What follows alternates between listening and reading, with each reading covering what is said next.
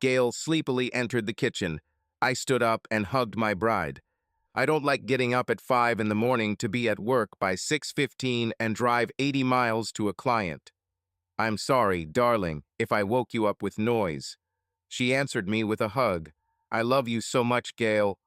I can't wait for 2 weeks to pass and we get married. 2 weeks, 3 days, and 5 hours, Jim. I understand why you work so hard. We need to pay for the wedding. You'll be busy today, so don't call. Returning home will be hell due to traffic jams. Drive calmly and be careful, she said. I received another kiss and walked out the door. We really need money. As a copier repairman for a service company, I travel all over the metropolitan area, including the neighboring state. This morning, it took me almost 2 hours in morning traffic to get to a client where I had to replace 9 copiers. This customer is a good customer, and the effort is worth it for both my company and my career. I left at 5:50 and arrived at the warehouse to pick up the cargo and the truck. This is where the big problem became clear. Not all copiers are ready. Moreover, 2 of them were found to have a manufacturing defect. There are already spare parts, but even with all the technicians working, the repair will take until 1 o'clock in the afternoon. Travel time and working on site means I can only finish work by 10 p.m. This is not the best deal. Our company strives for 100% customer satisfaction, so I call the customer right away. Fortunately for everyone, the client himself was not ready yet and asked for an additional day to prepare. They had urgent work that required immediate attention, and they were only too happy about the delay. Installation will now be on Friday. I immediately started repairs. I started at the company as a production technician, worked there for several years during and after school, and have good experience. It was noon when the first copier was ready. I warned that I was going to have lunch at home since I didn't bring lunch with me today. 10 minutes by car to home during the day. I almost turned onto my street, but something seemed unusual. There were 2 cars in the driveway, a Camry Gale and an SUV I had never seen before. I didn't turn off, but drove on. In the nearest shopping center, there is a parking lot behind an auto parts store, where there are many cars from the early 2000s that match the general background. I needed to think. Something has always bothered me about my relationship with Gail. There was nothing explicit, but some things could be interpreted in different ways. Quiet conversations on the phone, protecting personal space on the internet. The second I saw the 2 cars, I knew I wasn't sure of anything anymore. She might just be having lunch with a friend, but her work is 30 minutes away.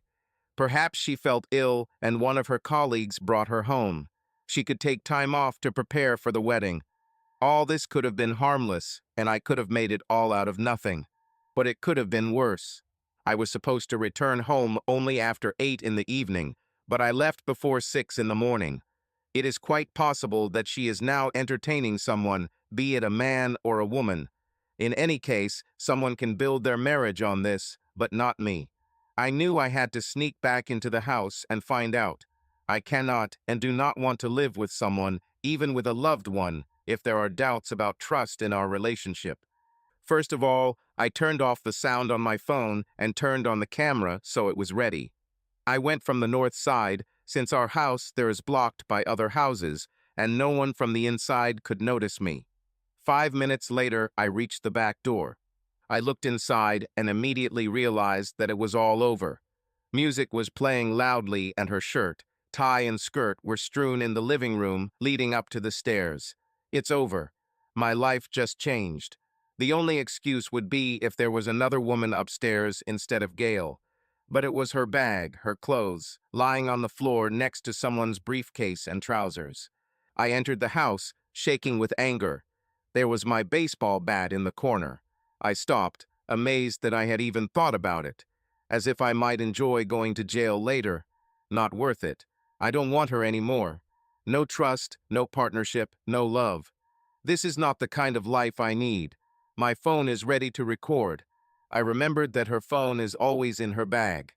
Here it is, lying in my bag. This is actually my phone. I paid the bill, and I bought this phone. Her password is 5678. I've seen her type it 1,000 times. I turned off the sound and turned on the camera, pausing. In our living room, there is a vase with marbles and silk flowers. I took out most of the balls and put them in my pocket.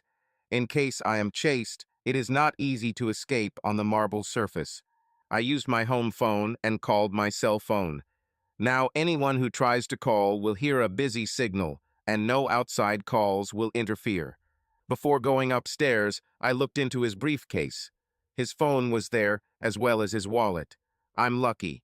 I opened my wallet and saw that his name was Jay and his wife's name was Maria. I took pictures of his driver's license, family photos, and business cards. He is a salesman. Apparently, his wife works as a nurse at the hospital. This bastard ruined 2 marriages. I muted his phone and blocked the last 20 numbers that called him. I turned on the camera on his phone and paused it. Then I headed upstairs. I walked up the stairs quietly, avoiding the creaky steps that I had been accustomed to avoiding since childhood. This house was passed down to me from my parents, and it has always been in my life. I inherited it after one of them died of cancer and the other drank himself to death from grief. I thanked God that I didn't take anything with me that could physically hurt them. What I was about to do would ruin their lives for a long time. I was going to expose them to bring their deceitful lives to light. I started recording on all 3 phones, on their phones from the moment I walked up the stairs and then into the bedroom. I approached our bedroom well, not ours now, it won't be here anymore. They didn't even notice how I put my phones around the corner, filming them. I felt sick, but I continued. These images will explain to everyone why the wedding is being canceled. No other explanation is needed. I recorded them while they were having sex, while they were making plans to meet after the wedding. I was angry, but I dodged the bullet. I heard him say that his wife is a bitch and that she doesn't suspect anything. Gail replied that I had no idea what she was doing, that it was just fun. They both agreed that they could continue this indefinitely. After 10 minutes of this betrayal, I went downstairs. I saved the files and sent them to my work email. Only I have access to this email. There were a few pauses in the video, so I quickly edited the copy, cutting it down to about 5 minutes of sex. Then I opened his email, found group mailings for his family, friends, colleagues, and church community. Church community, what a blessing. I clicked Reply All on the selected messages and saved each one to drafts. Now I'm wondering how to get people to actually open the email and not think it's spam. And then it dawned on me. The subject line will be "with deep regret," as if it were a death notice. Honest name. The first line of the letter will be, "It is with deep regret that I inform you that Jay and Maria's marriage is in jeopardy. The woman he was cheating with was due to get married in 2 weeks. Jay ruined that marriage too." I included a couple of pictures of them having sex in the body of the email so that they would immediately appear when the email was opened, and attached a 5-minute video. I didn't send letters right away. I tried to change his password, but it didn't work. His Facebook account was accessible from his phone, and I posted several incriminating photos there with captions about his respect for his wife. I couldn't change the password either. I went to work on Gail's phone. Her contacts included lists of family, friends, colleagues, and wedding contacts. I prepared everything for a mass mailing with the same subject line, "with deep regret." The first line I wrote was, "It is with deep regret that I announce that my fiancée, whom I was to marry in 2 weeks, was and planned to continue to be unfaithful with Jem. She destroyed the trust I had in her. The wedding is finally called off, and her things are put out in the driveway for anyone to pick up for her. Not only did she ruin our marriage, but she probably ruined Jay and Maria's marriage as well." As I was getting ready, I could still hear them upstairs. I sent all his letters and hers too. I turned off his internet and sound, then called the sex hotline. I told the operator that he could talk as much as he wanted at the rate of $3.95 per minute. It could take over an hour if she's lucky. She agreed and connected another line to wait. I then inserted a small piece of foil into his phone's USB port to drain it and render it unusable. I returned his phone to my briefcase and went down to the basement. There is a small room where I could hear everything that was happening on the first floor, but I could not be seen. I changed her Gmail password, added a couple of pictures with captions to her Facebook account, and then changed her password. About 20 minutes had passed when the lovers came downstairs. Her phone wasn't in her bag, but she didn't notice it right away, and they left. I knew I had at least 20 minutes before they returned to work and things started to get out of control. Mailing to all contacts will cause significant damage. I called my friend Tom. He works as a police officer and was on the day shift at the time. He was free and responded immediately. Finally, I have someone real who understands me, who himself once lost a girlfriend in a similar way a couple of years ago. He promised to come after work and spend the night with me to support me. He knew I was going through a rough patch, and I needed someone who would be there to push me when I needed it. Trust is all the value in life. I called 3 friends outside of Gail and Jim's social circle to help me. They were students, and 2 of them were able to come right away to move all of her things out of the house and into the driveway. I printed out a photo of Gail with that man and took the sheets that had traces of their fun on them and attached this photo in plain sight. This was her bed. Now she will get it. It started to rain, and we covered everything with a plastic tarp. I called the locksmith. He was free and promised to arrive in 20 minutes. I took a photo of how things were stacked outside the house and emailed it to her family and friends. By this time, my friends Bob and Tim arrived. They understood the pain I was going through and offered me a beer and a pair of ears willing to listen to how I felt and what happened. I needed to make sense of it all. I began to experience my grief. I didn't have any regrets about what I did. Trust is everything in marriage. Without trust, there is no marriage, no love. The best thing about having people around you that you trust is that you can entrust them with things that you don't want to do yourself. I asked Bob to look at her text messages and Tim to look at her emails on our shared computer. The incoming letters were mostly messages in the spirit of, "What an idiot you are for cheating on Jim." There were a few special ones among them. Not surprisingly, messages from her best friend Tammy contained words of regret that Gail had been caught. Bob switched to her text messages, and there were some very frank conversations. It turned out that her friend Tammy was also cheating on her husband, Jeff, although he didn't know it yet. Some messages were even accompanied by photographs. We took screenshots and printed some pictures. Most notable was a message from Jay's wife, Maria. "Don't worry, you can keep him now along with his $50,000 in student loan debt and unemployment." It seems that my messages to his clients have completely ruined his life. At 6 o'clock in the evening, the doorbell rang. Tom went to open it. He was still in full police uniform, as he came to see me straight after his shift. He returned to the kitchen, where I sat quietly with a bottle of beer. "Carl is there, Gail's father. He's not angry and wants to talk to you. Do you agree?" he asked. I nodded. "Only if you stay in the room." Carl walked in slowly. "Jim, I'm so sorry my stupid daughter did this to you," he said. I pointed him to a chair and handed him an unopened bottle of beer. He and I always got along well. I can honestly say that I didn't know any of this. I thought she was the person she seemed to be. He wiped his eyes and took a sip of beer. "I don't blame you, Jim. I don't blame you at all. All I can say is that she said it was like it was her first time." He looked at me with a glimmer of hope. From the expression on my face, he understood the truth. "She continues to lie, Carl. After I caught them, I checked everything I could with the help of friends. This was not the first time. If you want, I can show you photos from the spring and summer of this year. She has been living with me for over a year. 3 months ago, I bought a new sofa, and here is a photo of the old one." I put my head in my hands and continued. "You know, they even plan to continue this after our wedding." "No, it hurts. I have lost my future as I saw it, and now I will have to find a new one." Carl stood up and put his arm around my shoulder. When she returned home in tears, she said it was the first time. We gave her every chance so that she could collect her thoughts and improve her life. He fell silent and straightened up. But now, after all her lies, she has a week. She's still my daughter, but she only has a week.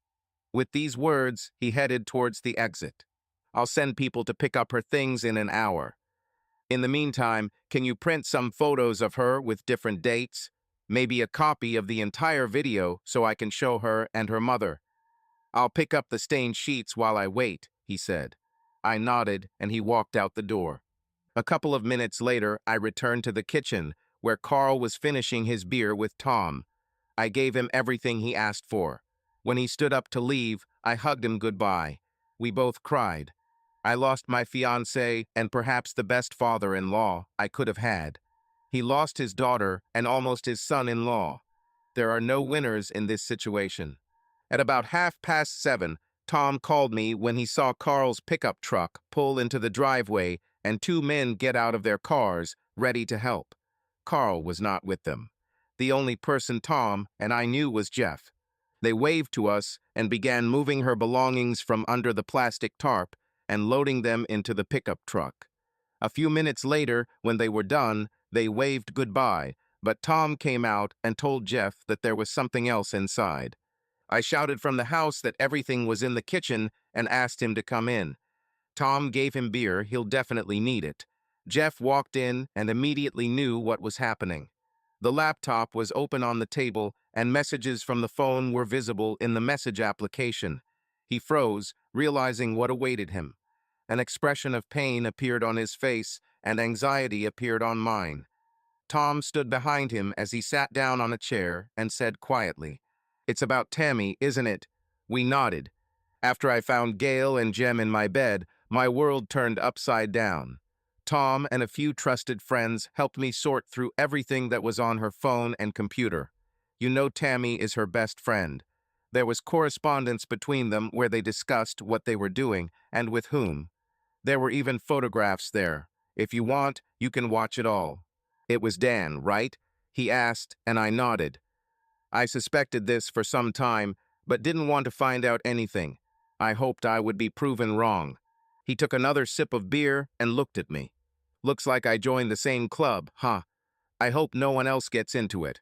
We sat in silence for a few minutes, and then he said he needed to go back to unload his things and talk to his wife. I handed him a package with prints and photographs. Jeff, do you need support? Don't do anything stupid to Dan or Tammy. Don't do anything that will land you in jail. There are other ways to make them pay for it, remember. There are always other ways. We will help. We hugged, and he left.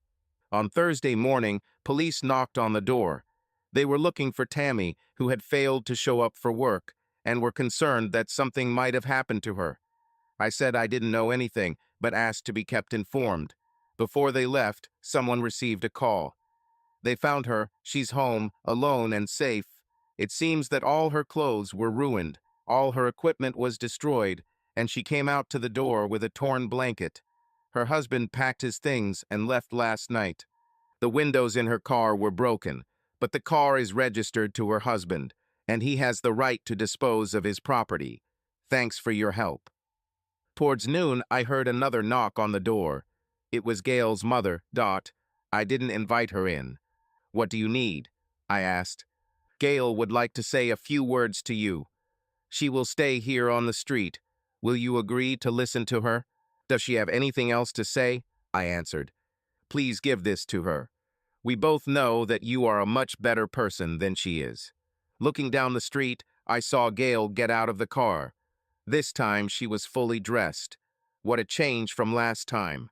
Finally, I nodded in agreement, but added, You will stay here and hear every word. Agreed? She nodded in agreement and motioned for Gail to come over. Gail walked slowly towards the house and stopped 4 feet from the door. Forgive me for hurting you. I didn't mean to hurt you. It was just sex. It didn't mean anything, she said. I don't regret exposing you in front of everyone. I really wanted to hurt you and ruin your future. You took away our common future from me. I looked straight into her eyes with cold rage. It was just trust. It meant everything to me. My lawyer will send you an invoice for the wedding expenses. This will be a civil lawsuit. Perhaps you and your lover will pay this amount. I took a step back from the door. Live in your world of illusions, but I think you will have to move soon. Your face and ass are now known to everyone. Hope this one was worth it." She screamed, asking me to wait, but I just added, "Oh yes, Maria, Jay's wife, called me. You could move in together. Now he also has no home." I slammed the door and went into the living room, crying. By 4 o'clock, I called work and applied for a transfer to another state. Then I called a realtor friend. The sales process began immediately. The only thing that kept me here were my childhood memories. It's time to leave some things from childhood and start building a new future. "Okay, Bill, no need to repeat it. I said I'll meet your wife's friend. It's just a quiet dinner with Teresa and her friend Marie. Okay, I got it. Look, she's really wonderful." "Oh no, that means she's 80 pounds heavier and has 25 cats." "Stop it, Jim. No, she's not like that at all." Bill looked irritated. "We've been working together for a year and a half now and have become good friends." This was his next attempt to get me a date. "Listen, Jim, a couple of years ago Terry and I introduced Marie to Chuck, a friend of mine. Everything looked good. I didn't even know he had a dark side. Marie tried to save their marriage. She went to a psychologist and for some time persuaded him to go with her. But then he began to resist with all his might. I myself did not see what he really was like. We went to school together and he never showed anything like this. But one day, when he hit her, Terry immediately took her away and I stood between them. Everything turned out to be quite unpleasant. The divorce and long-term therapy took months. It took a long time to persuade her to agree to this dinner, so please, just be kind. It's not easy for her to go out and meet a new person, you know?" I laughed. "You know me, Bill. I would torture you, but this Marie, judging by your words, went through difficult trials. I will be the most attentive and well-mannered gentleman. Terry and I will be proud of ourselves." Bill breathed a sigh of relief. 5 years ago, I was a pretty tough person. I reacted violently when I caught Gail cheating 2 weeks before our wedding. I kicked her out, made her a laughingstock in front of everyone, sold the house, and moved to another city. Later, I found out that she also disappeared. We both lost our future that day. It took me a long time to get myself in order. I ended up going to therapy with a social worker. It was the best decision of my life. I stopped running away from myself. Despite a subsequent failed marriage and divorce, which fortunately was not full of anger or resentment, I now feel emotionally stable. I'm 25 and have enough life experience to build a future. One of the decisions I made at work was to go into network administration and leave copier repair. The last couple of years I have been actively studying and receiving certificates. Although I don't have a university degree, I work in a technical field where I'm good and I'm constantly learning. Bill and I walked into the restaurant and I saw Terry waving at me. Marie sat with her back to the entrance. She had jet black hair and a medium build. Honestly, even if she was fuller, it wouldn't matter. Some of my best dates have been with people who wouldn't be on the cover of glossy magazines. The main thing is who a person is in his soul. The ones I'm still in touch with became my good friends because there were other incompatibilities between us that weren't looks or weight. But as we approached the table, I noticed something strange. Marie was talking to Terry, and I saw a familiar gesture. It was a specific gesture that Gail used often. She had the same hair and figure. With every step, everything became more and more strange. The name is different. It can't be Gail. Another step, and I heard Gail's voice. I realized what I wanted to do and what I needed to do. As Bill approached the table, Terry and Marie turned to us. Gail froze, her mouth falling open and a look of fear appearing on her face. I looked at her and said my first words. "Hello, you must be Marie. I'm Jim. Can I sit down?" She was still in shock, and I added, "Can I sit down, please?" emphasizing please as a request. Bill noticed this, but Terry was the first to notice the changes in her friend Marie, that is, Gail Marie. Realizing that I wasn't going to make a scene, she nodded. "Bill told me a little about you. It sounds like we've both been through divorces. Mine was easy, but yours was difficult," I said. Gail tried to read me. 5 years have passed since we destroyed each other. Now we are sitting at the same table in another city, looking at each other. Are we older, wiser, perhaps even ready to talk? I'm sorry, it must have been hard for you. Gradually, she began to understand that I was not going to do anything bad to her, that I was not angry and was not going to take revenge. She had just gotten out of a difficult relationship, and I couldn't hurt another person again. I didn't intend to reveal her identity. After I exposed her cheating 2 weeks before the wedding, her name could become bait for internet schadenfreude. Bill said I would meet Marie Wilson. Apparently, this is her married name. She finally spoke. It was very difficult. I tried to do everything right this time, but it didn't help. But that's in the past. Let's live in the present. I nodded, and she relaxed a little. Terry, the lovely Terry, suggested ordering a wine or cocktail before dinner. She looked at Marie, then at me. The seconds passed like hours. Everyone at the table felt this tension and saw it. The atmosphere was tense, and this did not contribute to anything good. I turned to Gail because to me she was still Gail. It's very awkward, and I was shocked too. Perhaps it's best if I just leave so you can have a quiet dinner with your friends. I don't want to cause you any more pain. I started to get up to leave.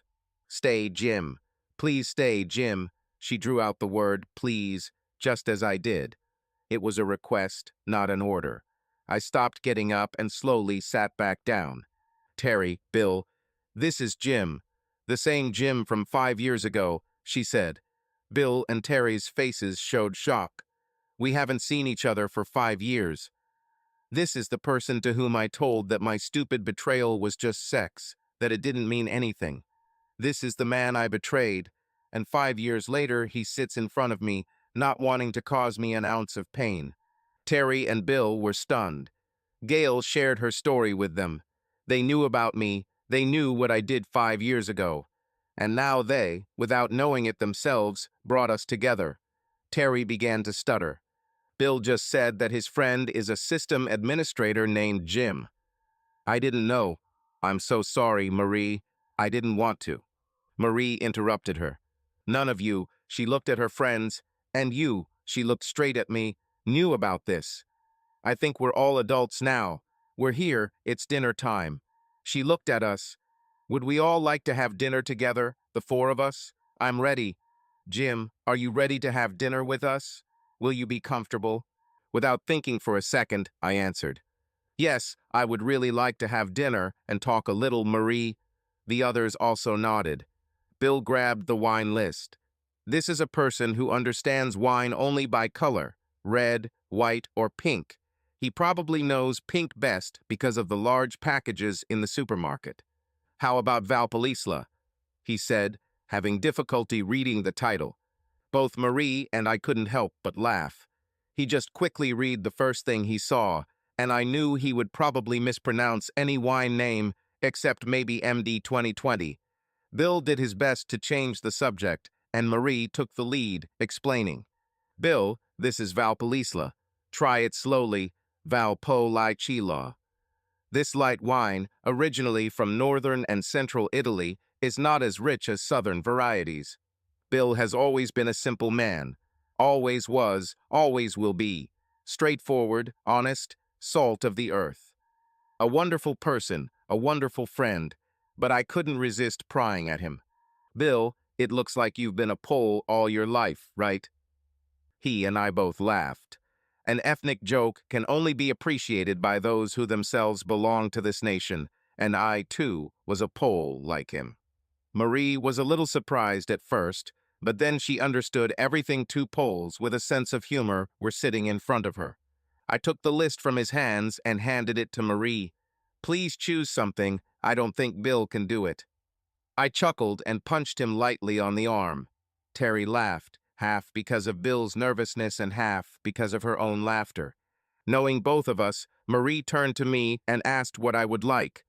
I like a dry red, but I'll drink anything. So pick something that's good for you and Terry, and I'll be fine. And Bill will have beer, that's for sure. I'm here for the company. Let's get a couple of snacks. She looked at me one more time and then signaled to the waitress. It was decided that it would be Merlot. Marie listed a couple of snacks, and we all nodded in agreement.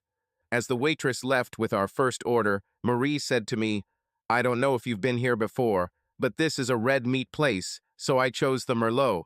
I was torn between it and the Cabernet." I nodded, and we started discussing what was good and what was better on the menu. To be honest, I didn't really go into details. 5 years have passed. There were also several chaotic months of therapy before, during, and after my marriage. I wanted to find a way to end the story with Gail. That is, with Marie. I think it's still Marie now. Her parents called her Gail Marie. I wonder if they still call her that.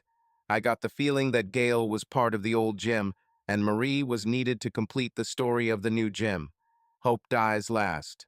One of the important things I learned in therapy is the need to own up to my actions. Every time I hear someone sincerely admit their mistakes, I have great respect for that person. Today, Marie took a step forward, admitting her guilt. No extra excuses, just the honest and painful truth.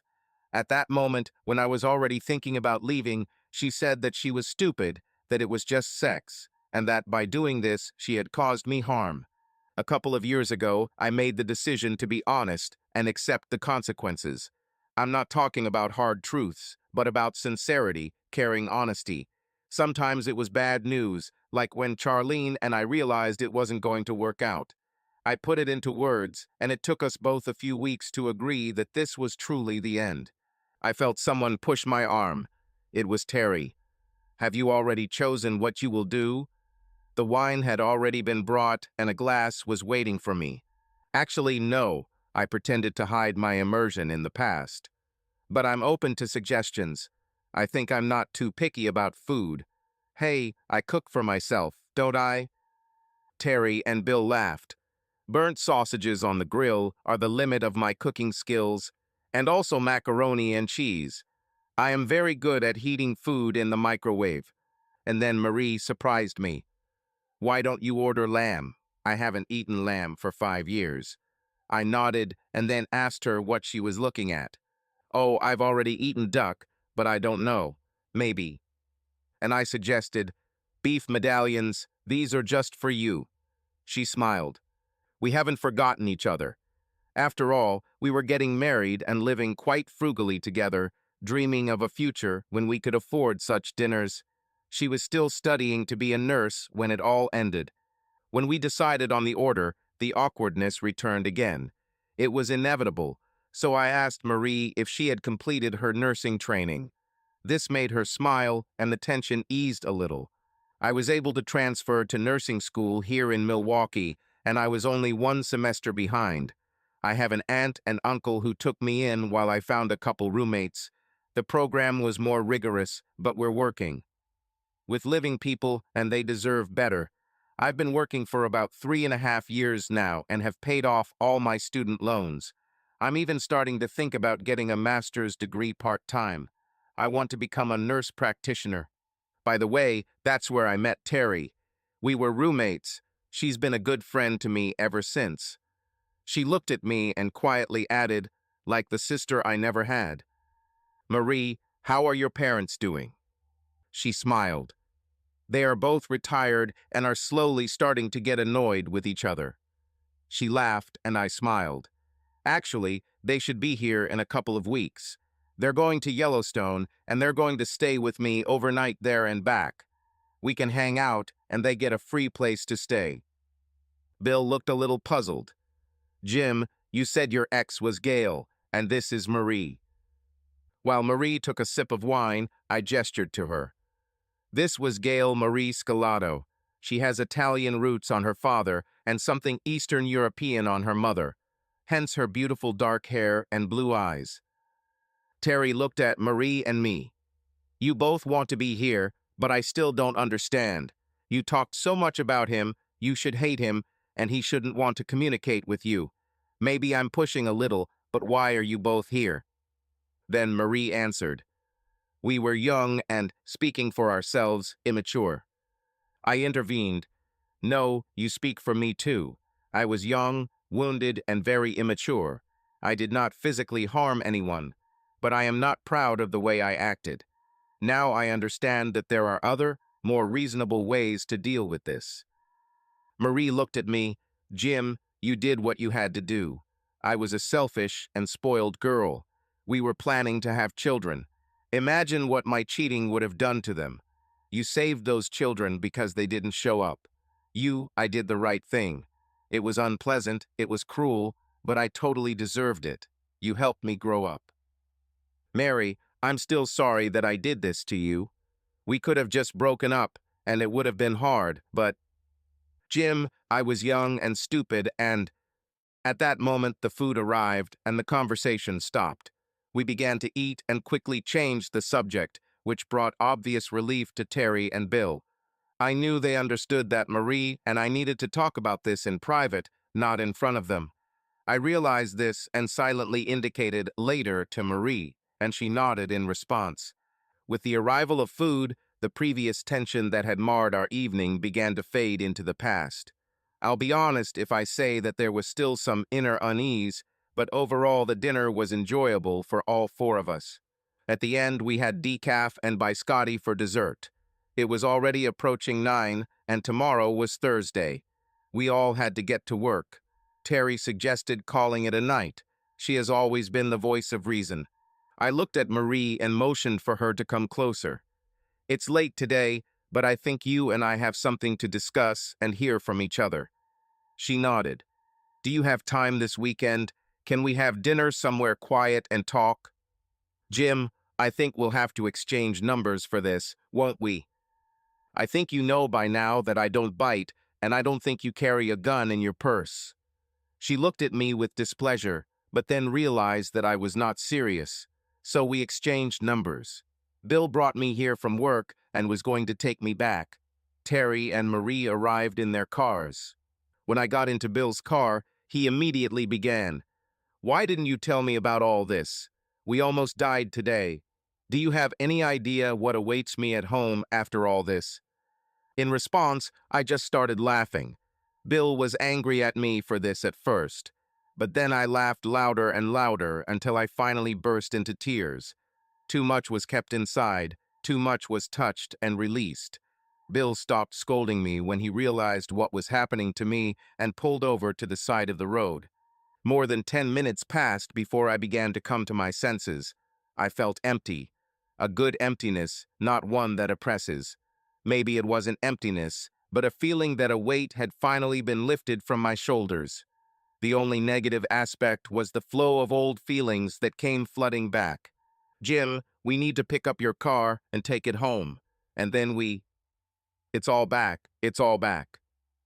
Hold on, buddy. We'll get to your house and talk some more there, okay? It took another 20 minutes for me to get home. I fell on the sofa and Bill took out a bottle of my vodka. I'm not going to waste your whiskey on you. You won't feel the taste anyway. I got a text message from Terry. She'll be back late today. He smiled at me. Looks like we're both going to have to listen to each other a little. He poured me a strong glass of vodka with lime and opened a can of soda for himself. I need to drive, you need to talk. And you can just crawl to your bed today. Where do you want to start? Marie, this is a good craft beer. Over the years in Milwaukee, I've finally stopped drinking cold, tasteless beer like I did in my youth. One good one is better than a couple of them.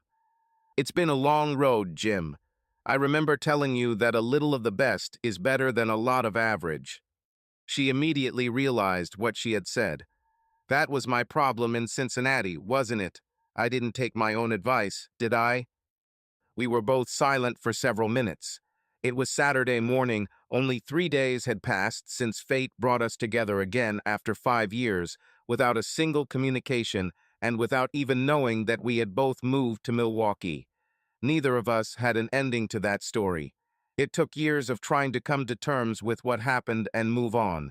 Judging by what we had said to each other at dinner, and from what I knew from Bill, I understood that she was trying to save her marriage. I hope she understood that I never meant to hurt her and that there could have been other ways to deal with it. I looked at her. Gail Marie Scalato is now G. Marie Wilson. She did not change her last name after the divorce. This is difficult from a legal point of view. and generally labor-intensive, especially if you do it again. But I think it was her way of leaving the past behind. Now she already has two parts that need to be left behind. Honestly, Marie, I had a hard time Wednesday night. Bill was with me until midnight. I was. You too? Terry didn't come home at all. We talked and I cried until 1 in the morning, until we just passed out. Thank God her house is on the way to work, and we made it on time. She stopped by her place, kissed Bill goodbye, changed into a clean nurse's uniform, and went to work with me. Marie, there are so many topics to talk about, so many areas to touch on. I don't even know where or how to start. I can only promise that I will be honest. Not cruelly or without malice, but honest in what I say. I understand that I still have a lot of anger inside, and I will try to keep it under control. She looked worried. I knew her husband hit her in public. I wonder how many times this has happened in private. Please don't worry, I won't be physical, loud, or threatening. When I came home and saw you with him, I had the opportunity to do something physical. I didn't do it then, and I'm not going to start now, except that I want to discuss everything in an appropriate way. Jim, she looked me straight in the eye with a pained expression. I'm sure my face looked the same. I don't know what's best, but how do you like this idea? Can we talk about what happened after all this, about how we lived after that day, and then we go back to the very beginning, to the time when we were engaged? I understand that this will be hanging over us as we speak, but I'll be honest, I've been thinking about this for years. I know it might sound stupid, but can you trust me on this? We've been through so much, and with what happened, even more. It looks like none of us are going to run away. If I understand you correctly, you're here, like me, for some closure, some understanding, to fill emptiness. She nodded. Who wants to start? It was my idea, so I'm probably better prepared. Shall I start? I nodded, and she continued. My father came home after meeting you and gave me a dressing down for lying again. This time I lied to him. He gave me a week to get out of the house, and he went somewhere else for that week. I never saw him or spoke to him or my mother for 6 months. It was just me and my mother. Mom told me then that I had 24 hours to cry. After that, I needed to pull myself together. I wouldn't have any other time. I shouldn't waste it. After that day, I had to start a new life, far away from home. I won't go into details, emotional or physical. I quickly realized that I had set you up, and you responded in kind. Listening to and believing Tammy destroyed first you and then me. She even called me a couple of days later. Her husband left her, and she needed a roommate to pay the rent. By that time, I had already started looking for nursing schools outside of Southern Ohio and found one here in Milwaukee that was willing to accept my credits and enroll me. However, I had to take an extra semester, and the tuition was more expensive. I had an aunt who lived here and uncle, and even after what I did, they accepted me for a couple of months until I could get back on my feet. After 3 months, I finally found a couple of girls from the nursing program to rent an apartment together. That's when I met Terry. She was dating Bill at the time. I didn't tell them much about my past, but they accepted me. I was still quite vulnerable, trying to rebuild my life. I can thank the Student Mental Health Service for their support at school. After graduation, Terry and Bill got married. I was invited to a bachelorette party. I'll tell you briefly. We went to a club with male dancers. Some of the girls were pretty drunk and started pestering the dancers. When I saw Terry reach out to one of them, I pulled her away, lying that she needed another drink first. You would be proud of me. I seriously spoke out to her face, right at the bachelorette party. I knew Bill not only would he not have approved of it, he could have done to me the same thing as you did to me. I told her what I did and what followed. Right there, right at her bachelorette party, I asked her, yes or no, is this worth throwing away your whole life? She was a little drunk, but it sobered her up. We left together about 5 minutes later. About 6 months after their wedding, Bill took me aside. Terry told him what almost happened and what I did. He thanked me for it. Since then, Terry, Bill, and I have always been friends. Yesterday, Terry told me that Bill supports you. I don't know what exactly he told you, but he was there. And I want you to know that right away. I don't lie anymore. I can't stand it when they do it to you. Me, it became a part of my life before and after our marriage. During this story, Marie looked at me, then looked down, returning to my eyes several times. My gaze was drawn to her.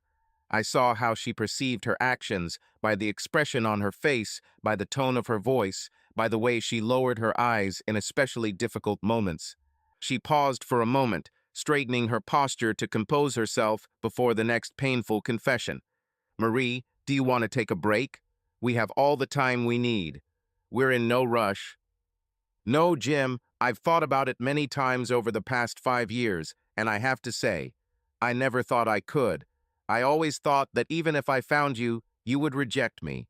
But when you showed up on Wednesday and treated me with respect and understanding, she began to cry. I handed her a clean handkerchief. I had one more in reserve to use on the way back when I was alone. She took a minute to calm down. I suggested we go get some water and another beer and some snacks. It was cool, and I left my coat with my keys on the table right in front of her. I don't know if she noticed it. The lines were long, and I returned after about 10 minutes. She thanked me, but said she needed to go to the restroom and promised to be back quickly. She left her coat, keys, and phone in plain sight, as if to let me know that she was completely open to me. I looked at her phone and remembered that day 5 years ago. When she returned, I was still looking at the phone. We took a few sips of water and snacked on the snacks we had brought, discussing how unhealthy but delicious bar food was. We both needed a little break, and it was only fitting. When we finished eating, she started talking again. Now about my marriage. It was a nightmare, but not right away. At first, it seemed to me that we really loved and cared for each other. He was warm, supported me, and did everything right. When I analyzed this in therapy, I couldn't find any red flags until about 5 months later. She chuckled slightly and continued, Terry and Bill introduced me to Mark. He had been Bill's friend since school. When he started to change after 6 months, I thought about the so-called 6-month rule. I looked at her in surprise. 6-month rule. Yes, it works for both sexes, but it is usually more pronounced in men. At least that's what Bill and a couple of other friends told me. 6 months after the wedding, the partner may not try as hard as before. The honeymoon is over. Just live. Together is not the same. It's the marriage. It's not the level of love that changes, it's just that the need to make extra efforts goes away. She grinned, and I just groaned. I had the same thing, but 3 months after the wedding. In general, he changed. And not little by little, but dramatically. By 9 months, he was already screaming at me, and a year later, he hit me. He apologized later, and didn't do it again until we were in public. That's when we saw Terry and Bill. I won't bore you with the details of the interventions, his parents, our friends, therapy. If it weren't for the social worker I went to, Genevieve. Genevieve Holland, Marie nodded with surprise on her face.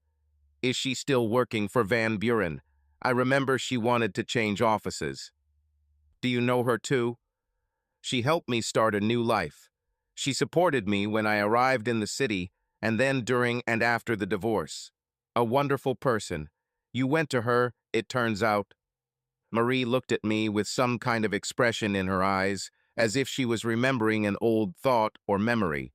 She shook her head slightly to clear those thoughts and returned to her story. Well, to put it briefly, he controlled himself almost all his life.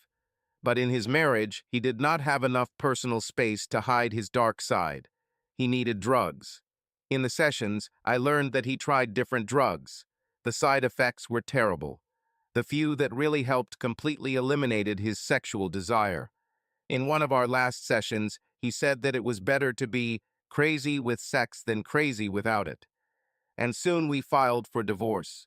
I, too, worked with Genevieve to understand my life, our almost marriage, and my marriage. One of the things I realized was that I continued to punish myself for what I did to you. When he insulted me and then hit me for the first time, I thought it was a deserved punishment. If he did it again, I would not do anything. But because he did it in front of Bill and Terry, They made me see that I was not my own person. Enemy. I haven't dated anyone in over a year, and these two good friends of mine tried to find me someone they approved of. With extra caution this time.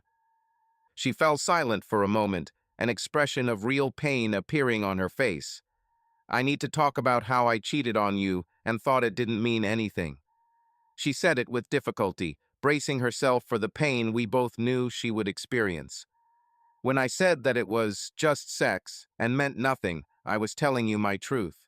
It was not the truth for the world, it was not the truth for you, but it was my distorted truth in the world of illusions. I could try to put the blame on Tammy. She's been cheating on her husband for a couple of months now. Nobody's going to know, nobody's going to get hurt, all that stupid stuff. She loved it, and I loved hearing about it. I was able to talk to my paternal grandmother, Rose, a couple of years before her death. She was a very pious woman and a good listener. We talked about what I had done. At some point, she suddenly started talking about how she had stopped listening to Rush on the radio. It was completely out of place, and I thought she was starting to get old and out of touch with reality. She sensed my anxiety and asked me to be patient.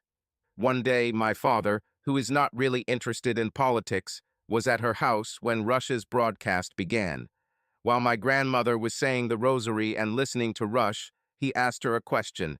He asked her if Rush acted the way Jesus would do it, and he began to repeat what Rush said in his program. This did not at all resemble her faith, which supported her after the death of her grandfather. She said that after hearing Rush's words from the lips of her son, she no longer had him. Listened.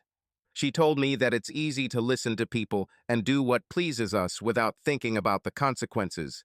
Grandma said she was hooked on Rush, exposing them, without actually hearing his entire message. And then the same thing happened to me. I like this excitement from her stories. I didn't see you, I only saw myself. Thank God that you didn't marry me. I'm so sorry that I caused you so much pain. With these words, she burst into tears again. For her, for Gail, I was just a minor detail, something insignificant. Trust gave way to sexual adventures. It would not be a marriage, but an illusion. But Marie thought differently. She is no longer Gail, she only looks like her. 5 years ago, we were different people. I realized that all this time Marie was carefully looking into my eyes, trying to catch my reaction to her words. I smiled, then chuckled, and then started laughing. I noticed that Marie was becoming uncomfortable. She looked hurt and confused, not understanding why I was laughing. Marie, before you think anything, remember that we both went to Genevieve. One of her main goals in therapy was to make us really understand and accept what we did and why. When I was leaving dinner on Wednesday, you immediately told me the truth about what happened. You admitted your guilt to me and to them. You did it again now. You're not pretending, you're real. I haven't had the chance to confess yet. You for what I did. Yes, you already admitted, you said. No, not the way I need to. You already did. I believe you, I believe what you say. I'm laughing because we both learned it from Genevieve. I fell silent for a few seconds. We're on the same page now, we're connected, we're here together. Do you understand that? After 5 years, one dinner, and this meeting in a quiet corner of a bar that's starting to get loud, here we are again. We both fell silent, comprehending my words. I knew she wasn't finished. Completion was not possible at this stage. But she tried, she did it honestly, with all her heart. There are always things to say, questions to ask. But for now, it was enough for me. She looked at me, and we both understood each other without words. I guess it's my turn now. She nodded and leaned forward slightly, ready to listen. I too have thought about all this for a long time over the years.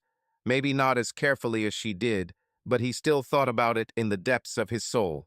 I went to work that day, and the new copiers weren't ready yet, and the client wasn't ready to accept them either. I fixed one of them and decided to have lunch at home. Driving by our block, I noticed 2 cars in the driveway, yours and some kind of SUV. I tried to convince myself that it was not what I thought, but I knew that I had to find out the truth. Marie began to cry again, covering her face with her hands. I fell silent and waited. I had been waiting for 5 years, and now I needed to see her face when I told her how her actions affected me. She wiped her tears with the handkerchief I gave her, looked at me again, and motioned for me to continue. I parked behind the shopping center. When I walked up to the back door, I saw things scattered around the first floor, your clothes and his. I walked into the house, and to be honest, my eye immediately fell on the baseball bat that we hung in the entrance for a coat. No one could stop me, not him, not you. Her eyes widened, as if she realized for the first time that her just sex could lead to injury or even tragedy. I prepared my phone to take photos. Everything between us was over when I saw these clothes. Then I grabbed a vase of marbles. If someone chased me, I would make him slip and fall on the floor or down the stairs. I found your phone and his too, set them up to record. Just knowing that you two were doing this was enough to disgust me. Watching this for 10 minutes and then sending it to everyone was more than I could bear, but I persevered. You took our future away from me, and I knew that I would destroy yours too. At this point, Marie began to sob, and I stopped again. I didn't stop to punish her, although that was part of what was happening. I stopped because I needed to say it to her face so she could hear it from me and understand my side. It was not revenge, but sharing the pain, sharing it between us. I think we both understood this. I heard her story, her experiences, and realized that I also played a role. I took a sip of my beer, but all I could taste was bitterness. A bitter taste filled my mouth and drowned out all other sensations. A few minutes later, I spoke again. I filmed enough to explain why the wedding was called off and went back downstairs. I took all your letters, which contained long lists of addresses, work letters, family letters, and from Facebook too. I set up your phone the same way as mine. Then I sent out all the messages, called the sex chat for him, and muted his phone as much as possible. And I kept your phone number after all. I paid for it anyway. Then he went down to the basement and waited for you both to leave. Called your friends and moved all your stuff to the driveway. Some of my friends have studied all your correspondence. You learned all this from Tammy, didn't you? She nodded weakly at me. I had someone check all your things, and when Jeff came to pick up your things, we told him everything and showed him some of those photos she sent you of her with her lover. He thought it was true, but hoped it wasn't. That same night, I said goodbye to your father. I was almost broke at the time, but I was smart enough to surround myself with good people. I didn't do anything stupid. By stupidity, I mean something for which you can go to prison. I realized that I would leave this city and leave this whole damn mess behind. From my work, I knew that I could transfer to another city. Barry's wife was a realtor, and I knew I could get rid of my house quickly. The market was hot at the time, and the school here wasn't that bad. I paused and took another sip of beer. It still seemed bitter to me. I knew I had to talk about something important. You have no idea how much your betrayal hurt me. How could this just be sex? How could my essence, my love, my hopes and dreams for us be so insignificant to you? Perhaps there are people for whom cheating is a common occurrence.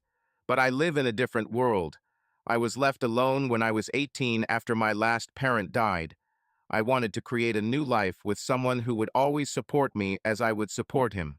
This is how I am and will be until the end of my days. Even Bill and I have been just good friends for over a year. I will follow him to hell and back if he asks or if he needs help, but he won't ask. It was this trust in another person that made your betrayal so devastating, which is why I had to cause you as much pain as I experienced. It's good that we didn't know where anyone was these 5 years, and I didn't look for you. It took so long to heal and become stronger. If I ever get married again, and that wife does something as terrible as you did, it will still hurt. But I won't be destroyed by this. I won't hurt her like I do you. I've gotten older, and now I have a sense of dignity, a sense of self. We both learned from Gene to take responsibility for what we did to others.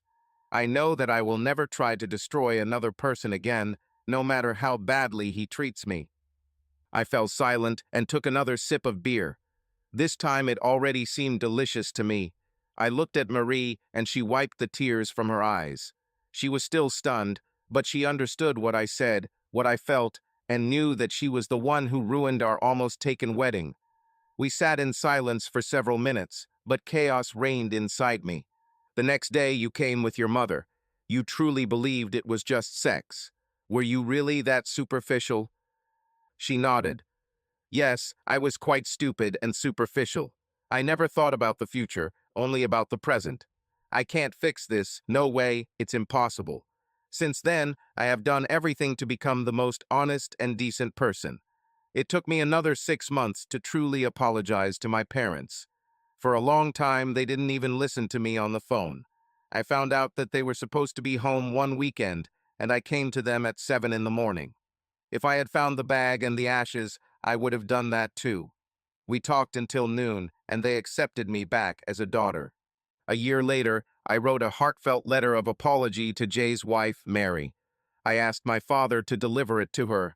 After some time, she called me. It turned out that he had been going out for a long time. My mass letters simply made it public knowledge. The divorce was a relief for her. She was able to start a new life without this ballast in the person of her husband. He moved to Florida, and she didn't hear from him for a year when I apologized to her. Nowadays, we still send each other Christmas cards and notes. Marie, let me go back to what happened to me. I was transferred to Milwaukee. I was lucky that the real estate market crashed later that year and I was renting. I waited another year before buying a new house. It was a house that took a long time to restore. With the money I received from my previous house and saved, I was able to improve my living conditions. So for that I have you to thank. I stopped and took a long sip of beer. The beer already tastes better. Jim, you never sent me a bill for the wedding. You took on all these expenses. Why? I myself destroyed everything. Why didn't you do this? Marie, at one point I was really dangerous. I didn't want to tempt fate. Then I really started a new life here and quickly moved. A couple of months later, I found Jean. Someone recommended it to me. Over the next 5 months, I learned a lot from her. At that time, I started studying network administration and getting certified. Copiers are now part of networks, and I had enough experience to know what I was getting into. Besides, I'm tired of resting in a cloud of copy toner. I started dating again and met Charlene. After a year, we got serious, and 6 months later, we got married in a small ceremony. 6 months into our marriage, we started having problems. I'm very glad that we both tried to solve them. I started seeing Jean again, and later, we went to see a specialist together. We realized the situation and parted on good terms. It felt good to end the relationship by working on it together without exploding in resentment. Since then, I rarely went on dates, and then my impudent friend continued to pester me to meet some friend of his wife named Marie. I didn't have much interest, but I still agreed. I kept making him as harsh as I could about it. He said that she had a difficult life. He was probably afraid that I would be cruel or rude to her. I told him that I would behave like a gentleman when I met with her after her horrific divorce. I promised that I would honor him.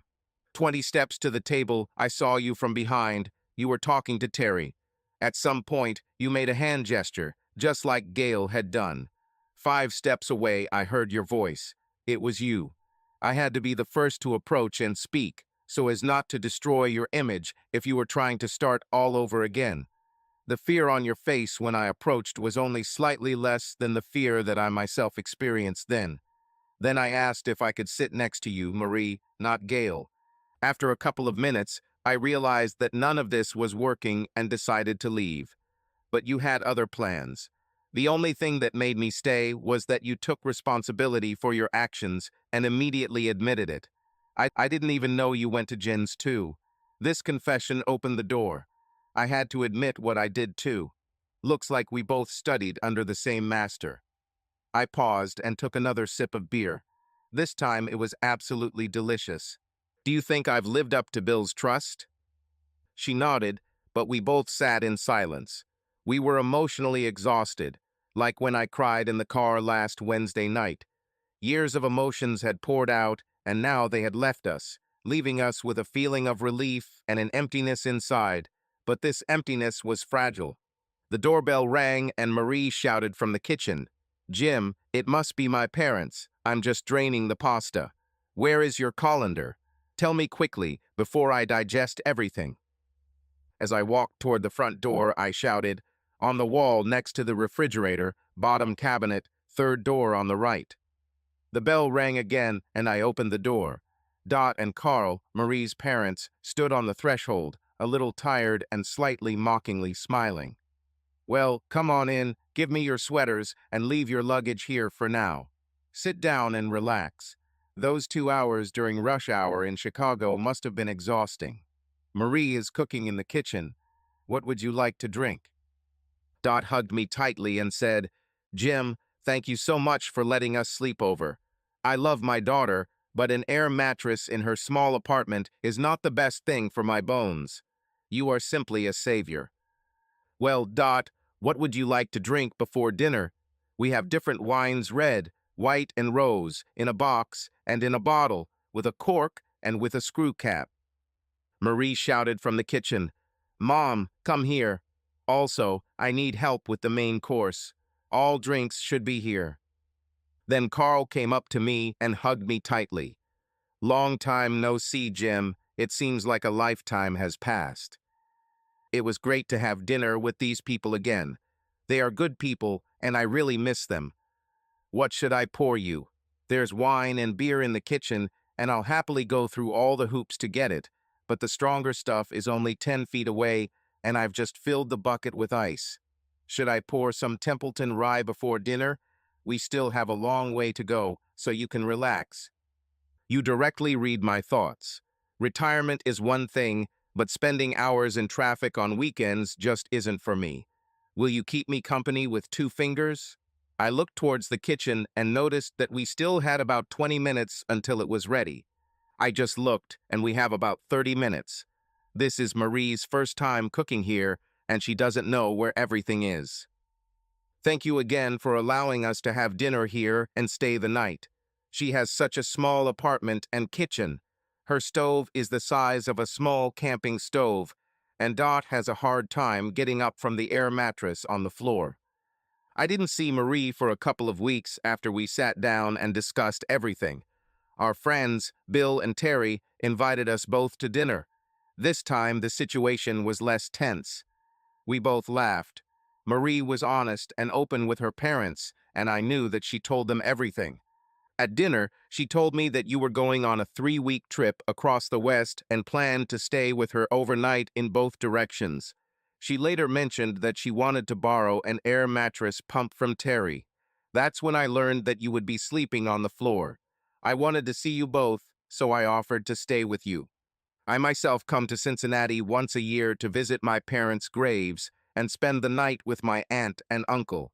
They have a one-room apartment, and I sleep on an air mattress in their living room. This is not the most comfortable activity for me, so it must be even worse for you." Then I made a serious expression on my face. I had selfish motives for inviting you both here, but Marie quickly revealed them. Carl looked at me seriously.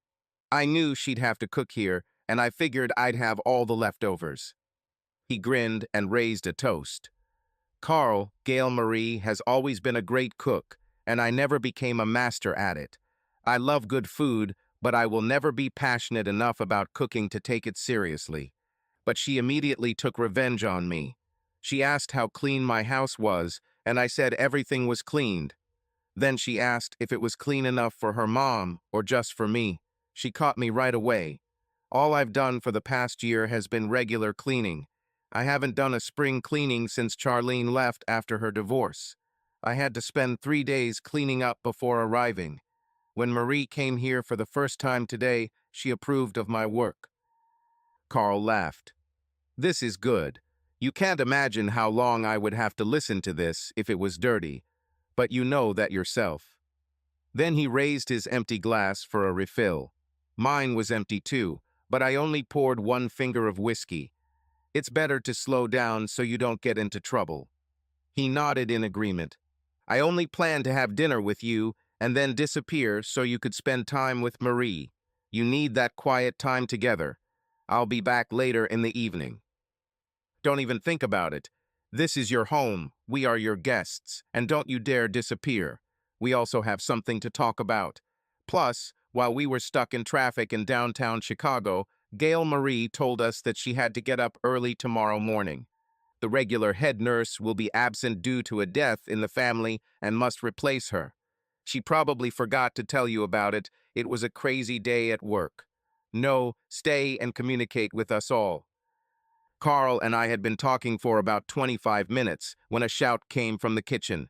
It's time to go to the table, and at the same time said it, if it's not too much trouble. We both laughed. The whiskey noticeably improved our mood before meeting the women we knew so well. We set the table in the dining room. It hasn't been covered for over a year and a half. That's when Charlene and I began to deal with the problems in our marriage. Since then, we haven't had any more friendly dinners. As Carl and I sat down at the table, mother and daughter began bringing food. Dot brought out what I call a rich salad with nuts, cranberries, feta, and other ingredients. This was followed by several types of vegetables and lightly fried chicken breasts with flour, olive oil, and seasonings. I remember dishes like this at Dot and Carl's house when I was with Gail. Now I was experiencing this with Marie in my own home. The world is a strange place.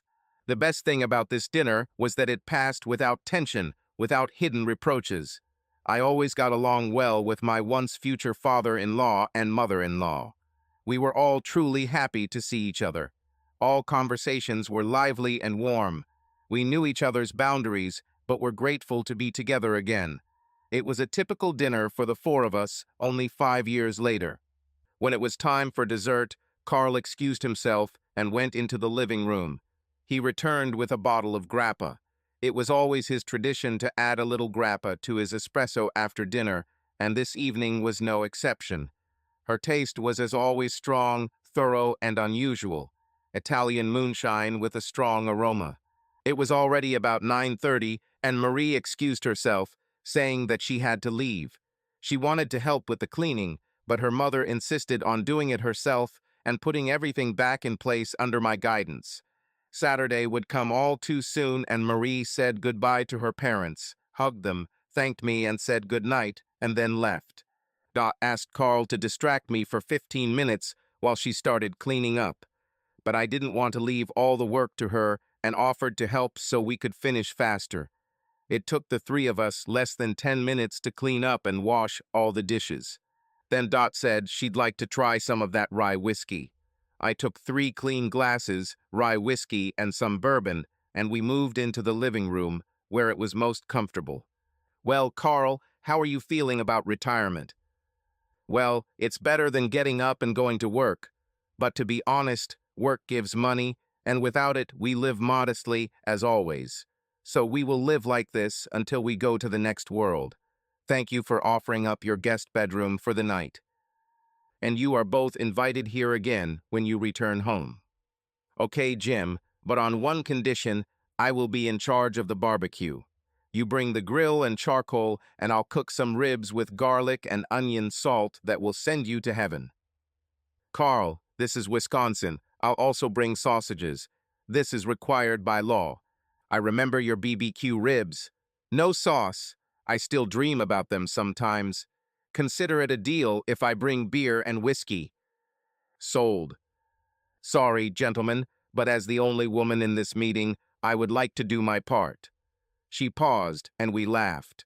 Dot was a wonderful, warm, and very soulful woman. I'll take charge of the mojito if you can find me a source of fresh mint. I have a 2 by 5 foot patch of fresh mint in my backyard. It's good that I can only crawl home.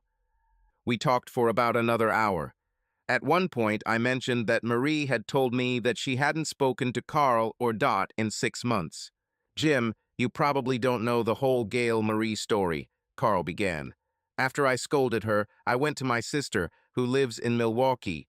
I knew she had a close friend in the admissions office at nursing school.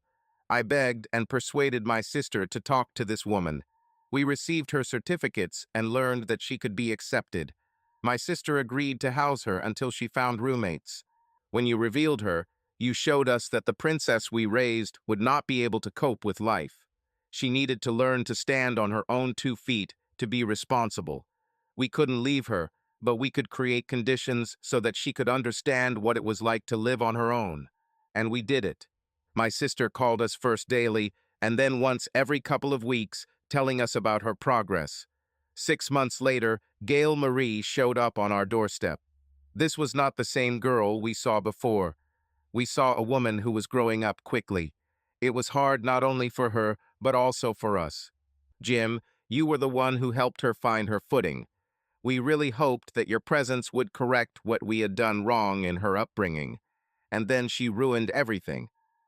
At that moment, Dot lightly slapped Carl on the arm. She didn't mind using harsh language, but there had to be a good reason for it. Dot said to both of us, "Carl, you know what I think, but Jim doesn't know that. Jim, the last time we talked, I said you were better than her. Now I can say that you are both on equal terms now. I used to hope that your influence would make her grow, but it was your departure from her life that made this possible. Thank you. It was painful for all of us, but now she is much better than she ever was." Carl looked straight at me and asked, "Jim, can I ask you a very personal question? You don't have to answer. We have a good relationship and I don't want to ruin it." "Let's agree on this. If I don't want to answer, I'll say so." They both nodded. "Where are you now in your relationship with Gail Marie? I don't insist." Then Dot chimed in, "He's just wondering," and we all laughed. "I will answer, but perhaps you won't like the answer, because I don't fully know myself. This is all very new, but to be honest, I'm afraid to get close to her again. I deliberately avoided any physical contact with her in order to maintain a certain distance." Dot replied, "You only used your hands to keep your distance from her. You have no idea how much you touched her that first day and since then. You have no idea. I'm proud of you, and not just proud." She looked at Carl and grinned. "I'm damn proud of you." And we all laughed again. This was not a joke, but a firm statement. In the end, we opened another bottle of bourbon and then sweet vermouth, and so the time passed until 3 o'clock in the morning. But it was worth it. Dot cooked us brunch at 10:30 and they left at 11:30. Such wonderful people. 5 years and 10 weeks later. "Jim, I'm going to the bathroom," Bill said, stopping. "I'll be there for a while." He laughed. It was classic Bill, especially when Terry wasn't around. He was a poet and he knew it. "Why don't you plug your phone into the charger and call Terry?" "I didn't take my charger." "No problem, Bill. Honestly, it's nice to just sit somewhere that is more or less clean. This cafeteria is small by Milwaukee standards, but in such small hospitals on the outskirts, I think it is quite enough." A few minutes later, my phone had enough charge, and we were within the city limits. Mobile communication finally appeared. That's when I realized I didn't have Terry's phone number. I can call Marie and ask her to call or ask her for her number. "Hey Marie, this is Jim. Can you call Terry?" "Jim, this is Jim." "Terry, this is Jim. Where are you?" "We're in the emergency room." "Oh my God, how bad hurt are you?" "Marie, we're not in the hospital, we're just." "Where is Bill?" "Terry wants to know where Bill is." "Was he hurt?" "How badly hurt is he?" "He's therein." "How way would he be hurt?" "Stop, stop. How did you hurt?" "Bill." "Stop. Wait. I hear the phone being passed." Terry speaks now. "Jim, how worse are you hurt? Where are you? What's happened? What?" "Stop. How are you?" "Stop. Bill." "Stop." There was a slight pause in the conversation. "Turn on speaker and wait until I speak." I hear a couple of button presses, then the characteristic echo of the speakerphone is heard. "Are you both ready? Answer only yes or no." I hear two muffled yes. "Firstly, none of us was hurt. It's clear. Answer only yes or no." I hear two relieved yes. "Second, we came into a storm and had to wait for days. It's clear. Answer only yes or no." Two more relieved yeses. And third, the phones in the car ran out of charge. I dropped my car charger in a puddle. We came here to a small town emergency room on our way home to use the restroom and try to charge our phones. There is no connection in the outskirts. We're going to go to the cafeteria to get something to eat, okay? Wait until I finish speaking. Wait a minute, Bill just came back from the toilet. Here he is, now it's my turn. I was relieved to go to a real restroom after a week on the river. The state bird of northern Wisconsin could easily be called the mosquito. They attacked us at every opportunity. Once, while thinking, I even managed to get a bite on my dignity. And if you had to use the bushes to relieve yourself, then the gadflies also began to attack. Now, finally, I could wash my face and hands for the first time that day, except for the rain. Looking in the mirror, I saw a week's worth of stubble and a calm face.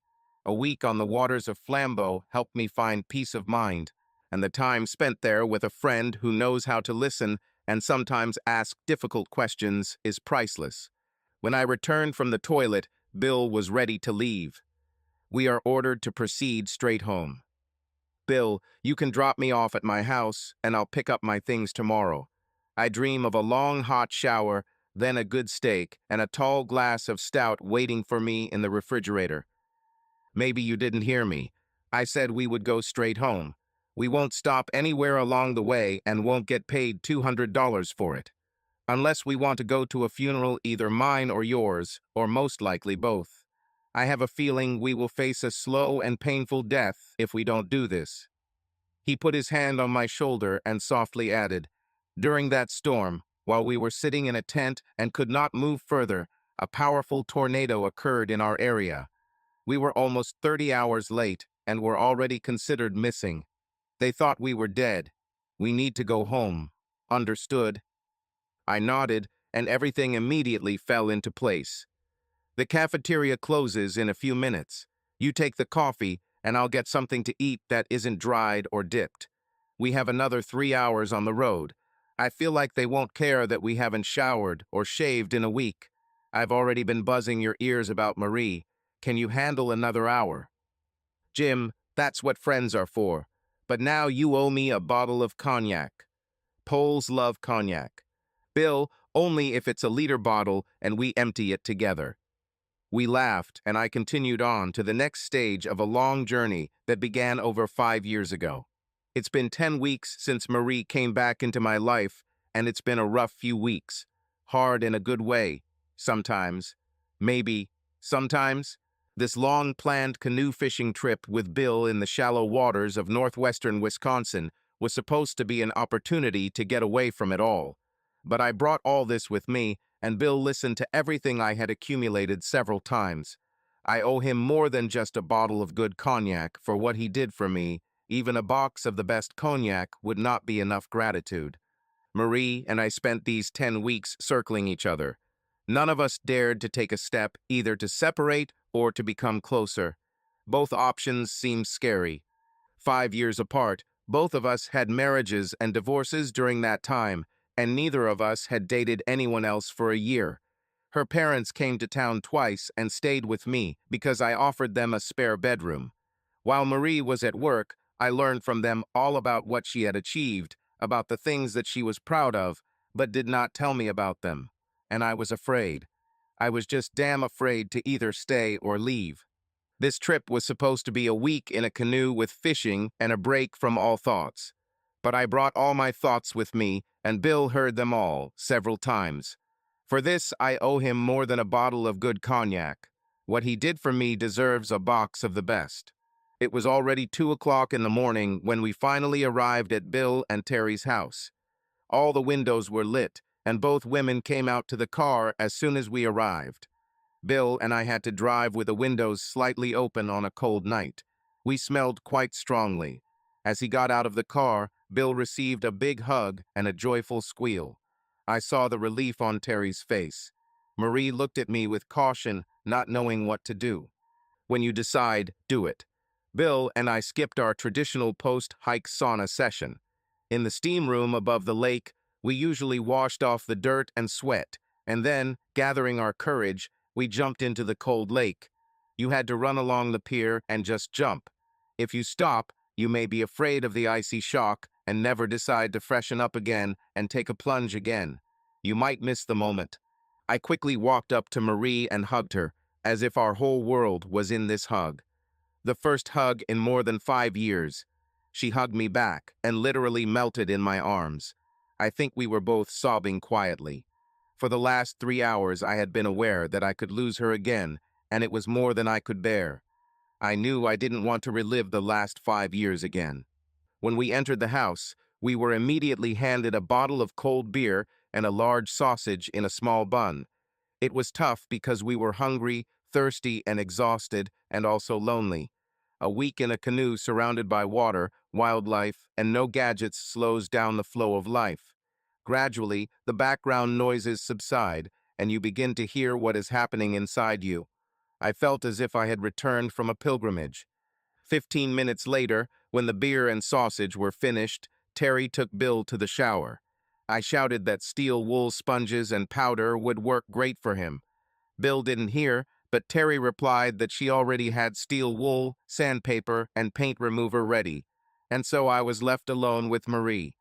We talked a little, and I asked her for a favor. Your father left me some spare glasses. I found them as I was leaving the house before meeting Bill for this trip. Can you email him to tell him I found them? I don't have his phone number or email address. Just log into your account and send the email, okay? Easily. Why don't you go by yourself? You know the password, Jim. I never changed it. What do you mean when you say you never changed your password? I have never changed it since that day. You sent it to me by snail mail a week later, and I left it like that. Mary, what are you talking about? The password is still I_am_one woman of easy virtue. I exploded.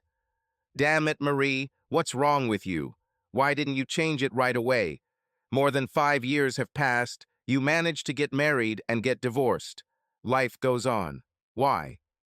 Partly out of laziness, partly as a reminder to myself of who I had become and what I had to overcome. And also, in terms of security, no one would have thought that I would use such a password. Do you remember what he was like before? I_am_one_queen. I nodded, and she continued, I was a princess growing up. Self-confidence was enormous, but it had nothing to do with reality. Now I'm no longer a princess. I'm just a tired and empty woman. It helps you not feel special. And that's all you think about yourself? Just a tired, worthless woman? She nodded. Come on. According to you, you helped Terry avoid the collapse of her marriage before it even began. You tried to save your own marriage, despite the fact that he refused to get treatment. You volunteer as a nurse at a homeless shelter every 2 weeks. You are financially stable and have paid off your student loans in full. And I'm sure that's not all. Stop humiliating yourself. I was angry. I logged into her Gmail account and clicked Change Password. Entering the old password, I stood up and motioned for her to sit down. But she didn't even think about moving. She shook her head. Now I was really angry. I grabbed her by the shoulders and looked straight into her eyes. We are going forward together. We will become emotionally healthy, both for ourselves and for each other. And let's start by changing this useless password. Now. Tears welled up in her eyes. In a quiet voice, she said, You said we. Damn it, of course I said we.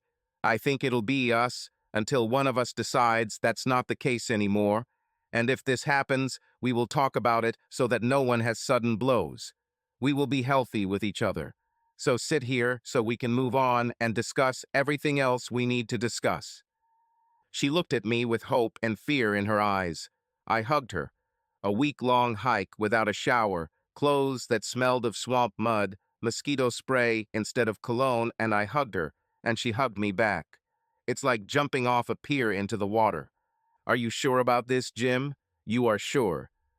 Are you sure I want to try it, or are you sure it will work? I thought about it. Yes and no. I'm willing to take a chance with Marie. Gail is gone. Old Jim is gone too. Are you ready to take a chance with me? I don't want to beat around the bush anymore. Are you ready? What if it doesn't work out? What if? What if? What if? What if? Now we have more maturity and desire to do this. I had a marriage that didn't work out. We worked on it until we both realized it wasn't going to work. This may happen to us or maybe not. We will decide together.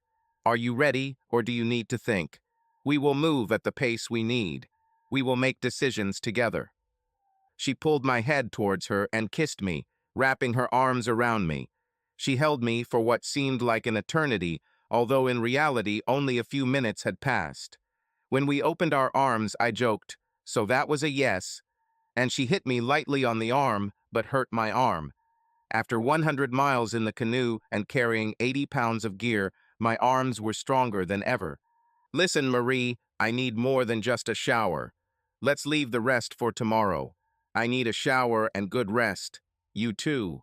Tomorrow is Sunday. See you after lunch. I know you go to Mass at 11 a.m., and I don't want anything to interfere with that. How about I come to your place, and I'll help you clean up properly?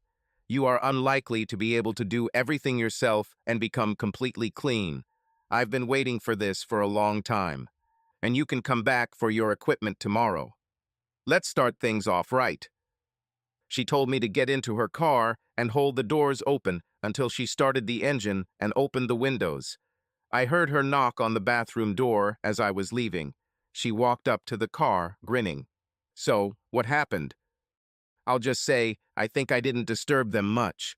Their dressing gowns were lying on the bed. One of them will obviously run for a towel. I was there on the last day. She didn't have time to get clean towels from the laundry. I left them by the bathroom door. It was about 10 minutes to my house. She drove up to the entrance, and I began to look for the key. For the hike, I only took a spare house key, which I sewed into a small pocket in my clean and dry jeans. I opened the door and realized that I needed to open the windows. The smell was musty. A week of warm weather has done its job. We looked at each other, but Marie spoke first. Go to the bathroom and fill the bath with water. I'll deal with it here. Wait a minute. This is my home and you need a serious bath. Your hair looked great after the rain, but the rest. Should I start with a quick shower to wash off all the dust, then a bath? He's coming. Leave your clothes at the door. I'll take it to the basement and soak it. She smells like... Okay. We came back as quickly as we could. I know that's what you did. She smiled and added, shower, night. Then she patted me below the back as I walked along the corridor. I wore these clothes for no more than 8 hours, and they smelled terrible. I threw it out the door and started shaving. A week without shaving is not a good idea. It took another 2 to 3 weeks for the stubble to look right. When I finished, I turned on the shower and stepped under the stream of water. Warm, clean water, lots of soap. I took a washcloth and washed myself thoroughly. Marie joined me in the shower. Something was wrong. Something wasn't working out with us. We used to be lovers. Broken? Is she really that broken by what we did to each other? Does this affect us now? I pulled her towards me. Mary, what's wrong? What's happened? Is it too early? She looked at me with pain in her eyes and then began to cry. I hugged her as the water washed over both of us. I turned off the water and took a towel to dry her and wrap her as she continued to cry. I then took another towel to dry her hair and took her to the bedroom. We come here to talk and relax. Please sit down while I dry myself. She cried less and less while I quickly dried myself. Then I pulled out a large t-shirt from the dresser for her and another for myself, as well as boxers, my usual night clothes. Then I sat next to her and hugged her. Rocking gently, I remained silent. It was already 4 in the morning, and we were both exhausted. She clung to me, calmly resting. I then suggested that we should sleep and pulled back the blanket for her, covering her gently. I lay down on the other side and turned off the light. She snuggled close to me, and we both fell asleep within minutes. For me, morning came too quickly, if 10:30 can be considered early. I woke up and saw her sleeping next to me. 5 years have passed. Marriages, divorces, upheavals, life, and here we are again, trying to start over. I didn't wake her up. The emotions of yesterday exhausted both of us. I was not going to force things. Intimacy will come in due time. It was the beginning, a long journey. She began to stir, stretched, and fell asleep again. Watching her, feeling her presence again. Inhale its scent. It hurt so much at one time. Now we are older, wiser, with scars, but also with more maturity to accept those scars and the difficulties of being with another person. Now everything is just with open eyes. Another half hour later, Marie woke up. She reached out and lightly hit me, as if she had suddenly woken up. She looked around, not seeing anything familiar, then felt my presence and shuddered again. "It's okay, Marie. Everything is fine. You're safe now." Hearing my voice, it took her a couple of seconds to remember the events of yesterday. She relaxed, closed her eyes, and turned around, pressing her back to me. I hugged her, and we fell asleep again for a while. She woke up before me, and when I opened my eyes, I saw that she was looking at me. "Good morning, Jim." She kissed me on the lips. Her face was thoughtful, still tense, still on edge. Change doesn't come easy to me either. I had a week to think everything over inside myself. She didn't have such an opportunity. "Good morning, Marie. How do you like your new life so far?" I paused. She was not ready for such a conversation yesterday, and she is not ready now. "Looks like we have a little talk to do this morning. How about breakfast? Shall I make coffee?" I got out of bed. She held me back. "I know what you are doing, and I am grateful to you for it. But stay with me a little longer." She moved away from me a little, but sat down to make it easier to see me. "You shocked me last night. I was not ready for it. You are right. We've been beating around the bush for too long. I wasn't going to do anything to make you leave, but I'm still afraid." "Marie, I had a week to think about everything. Whatever we do it together. No one can get ahead and consider this the norm. It was wonderful sleeping next to you last night, but we'll discuss everything before we decide to do anything else. Okay? I'm here for the long haul, and we have a lot of things to work on and build relationships." She leaned over and kissed me. Sex is always good, but it's much more valuable when it's with the person you love. We have to work on this love. Without saying a word, we both got out of bed. I started looking for a robe for her, but she immediately went to the bathroom. I found an old summer robe and hung it on the bathroom doorknob, then went to the kitchen.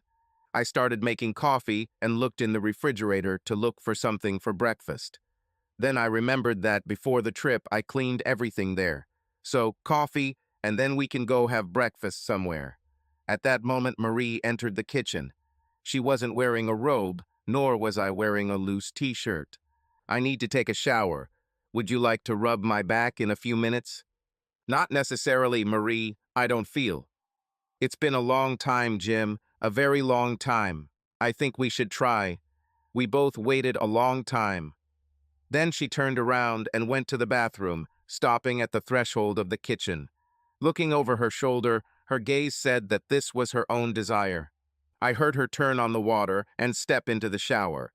I grabbed some fresh towels and followed. Nothing worked out for us. "We've gotten better over the last couple of weeks, Genevieve. These sessions really made a difference. As you know, we carried out the tasks that you gave us. Both are much calmer, and the relationship seems much healthier." This is true. Marie became incredible. I think she's finally starting to believe that I'm here for her. And I, too, begin to see her from the other side. She feels free to be herself again. Me too. Slowing down the pace, starting to look after each other again, rather than just trying to go back to the way things were, was a great idea. We both weren't ready. "What did you two do this week? Who wants to start? Is it your turn, Jim?" The therapy session continued for the next 35 minutes. Reconnecting 5 years after a devastating breakup wasn't easy, but we tried. The first time she initiated intimacy, it didn't work out. After we stopped, we talked later that day, and I learned that she had been having problems in bed for a long time. She found it difficult to experience pleasure with partners, and especially with her husband. She hoped that being close to me after I returned would heal her, but it didn't. A few months after the wedding, She began having problems having sex with her husband. She spent a huge amount of energy pretending. Her goal was to save the marriage at all costs because she could not survive another failure. Part of her desire and reluctance to get back together with me was to see if the problem would continue. The first time we were in the shower together after a hike, she was overcome with fear. The next morning she tried, but again it didn't work. The session was coming to an end, and Genevieve began to summarize. When we started, we talked about the need to work on ourselves outside of these sessions. I think you both said it was good for you. The last few assignments were all about slowing down your pace, allowing you to step back and give each other space to become more comfortable. We both nodded.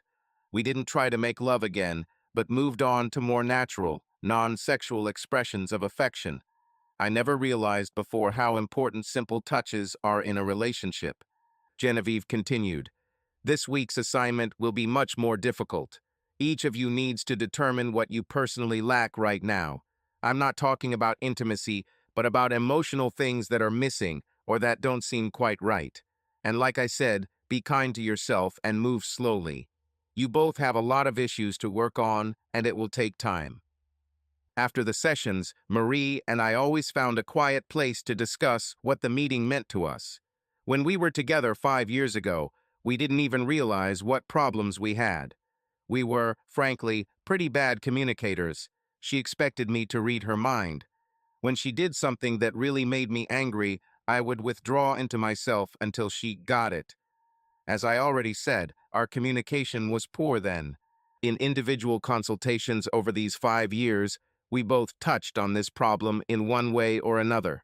Now that we were trying to start over, we both knew we had to work. Communication became even more important when our emotions got involved again. We also learned to cut each other some slack.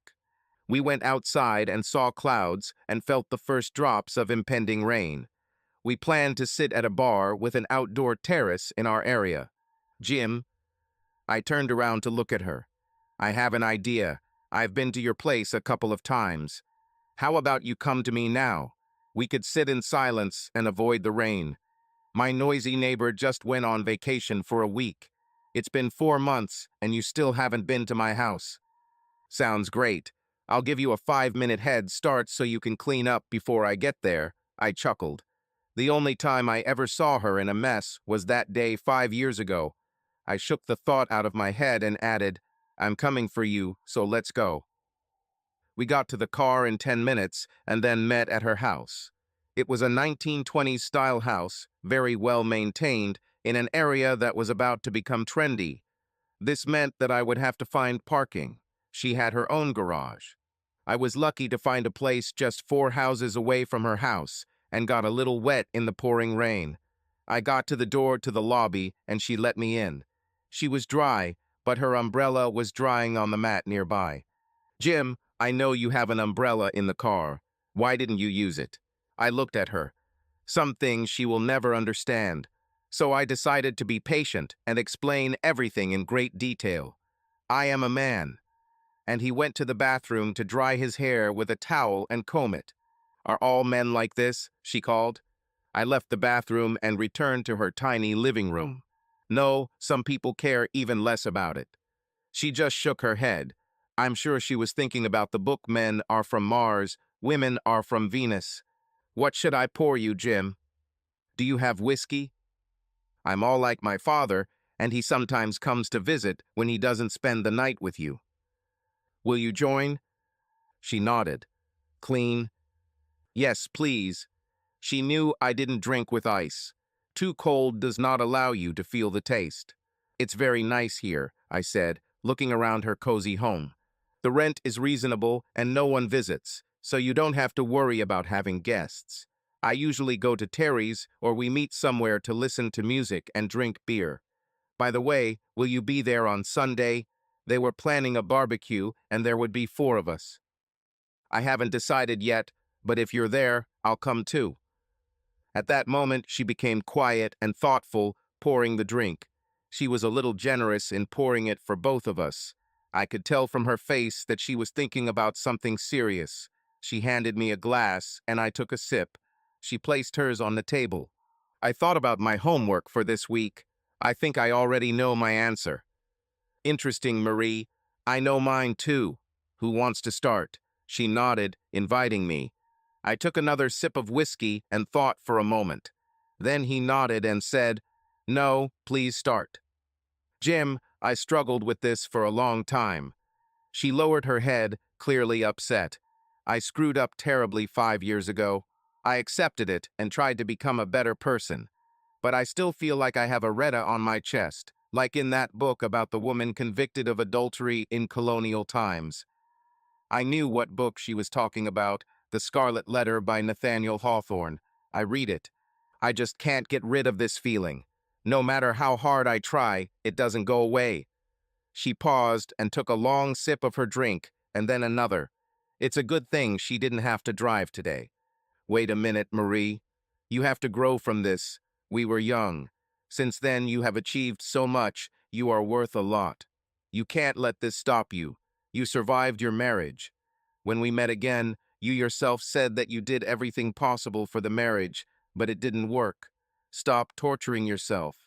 You are much more important and worthy than you think. I fell silent abruptly. Something clicked inside. It wasn't something external, it happened within me. I suddenly realized what was really bothering her. It wasn't about her, it was about me. Finally, it dawned on me that I was part of her problem, and I realized that it was time to jump off this pier, to plunge into the water. The water will be cold, but after the shock, we will both be clean and refreshed. The problem is not you. I moved closer to her and took her hand. You did everything right again. You have asked me for forgiveness more than once, and this idiot never said he accepted your apology. Isn't that right? She shook her head and tears began to stream down her cheeks. I never told you that I forgave you. I tried to show it, but I never said it out loud, right? I reached out to her and hugged her. There are so many things left unsaid in life, but sometimes only words can give you the strength to heal. I've seen all the good parts of Gail Marie these past months. Yes, it is you, Gail Marie. I never said that you have completely redeemed yourself in life. I couldn't find it in myself to say that I accepted your apology, that I forgave you for what happened so long ago, and that I appreciate you for the person you have become. I admit, it was difficult for me to forgive. This feeling returned at the most inopportune moments. I fought him and won most of the time. But you did so much more than I could ever do. You have become taller than me. You are my shining angel of courage. A woman who sets an example for me with her humanity. I admire what you have become, who you are now. She looked at me in bewilderment. I think there were a lot of things I never told her. I tried really hard, honestly, but I know that it was sitting in me. Part of me, deep inside, was still wounded. This feeling appeared at the most inopportune moments, and I did not know what to do with it. I hoped that it would go away with time, and things did get better, much better. The more time we spent together, the more we worked on the relationship, the easier it became. I knew that what happened would soon cease to matter. Now I see that this prevents healing not only for you, but also for me. We are getting closer every day. Tears rolled down our cheeks. Then she pulled away and smiled at me, not a happy smile, but a bittersweet smile. I knew it, I knew that you forgave me, but hearing this is so sweet. She took another sip of whiskey, then stopped and immediately drank the rest. I sat next to the bottle and she shook her empty glass, asking for more. It wasn't like her. I poured her some more and added 2 fingers of whiskey for myself. I'll figure out the ride home later, even if I have to wake Bill up and ask him for a ride. At the very least, I hope Terry will understand. But that's my problem, Jim. I can't forgive myself. Tears began to flow down her cheeks again, and I hugged her, holding her as she let out her pain. We sat hugging each other for what seemed like an eternity. I felt her body relax in my arms, her heart beating in unison with mine, feeling her love and her suffering. I broke the silence, deciding to act as we did in the sauna before jumping into the lake. Do what you need to do, just do it. I stood in front of her and caught her attention, meeting her gaze. In a loud voice, I said, "Gail Marie, She flinched at the way I said her full name. More than 5 years ago, you said that cheating is just sex, that it doesn't mean anything. We parted in a whirlwind of pain. Please accept my apology for taking so long to say that I fully accepted your apology, your repentance, your desire to become a better person. Your path was much more difficult than mine. You are an amazing woman. Forgive me for not telling you how I really feel. I believe in you. I took my glass of whiskey and immediately drained it. We need to move on. We have a future together. You are my life partner. I love you with all my soul. I held her head in my hands, looking into her eyes. I felt like maybe this time I had finally done something right. She leaned over and kissed me on the lips. We hugged. Partly it was because of the drink, partly because we were holding each other. I think we felt a sense of completion at that moment. She stopped crying. The tension left our bodies. She started to pull away, but I held her back. No, Jim, that won't work. Things will end badly again. I can't.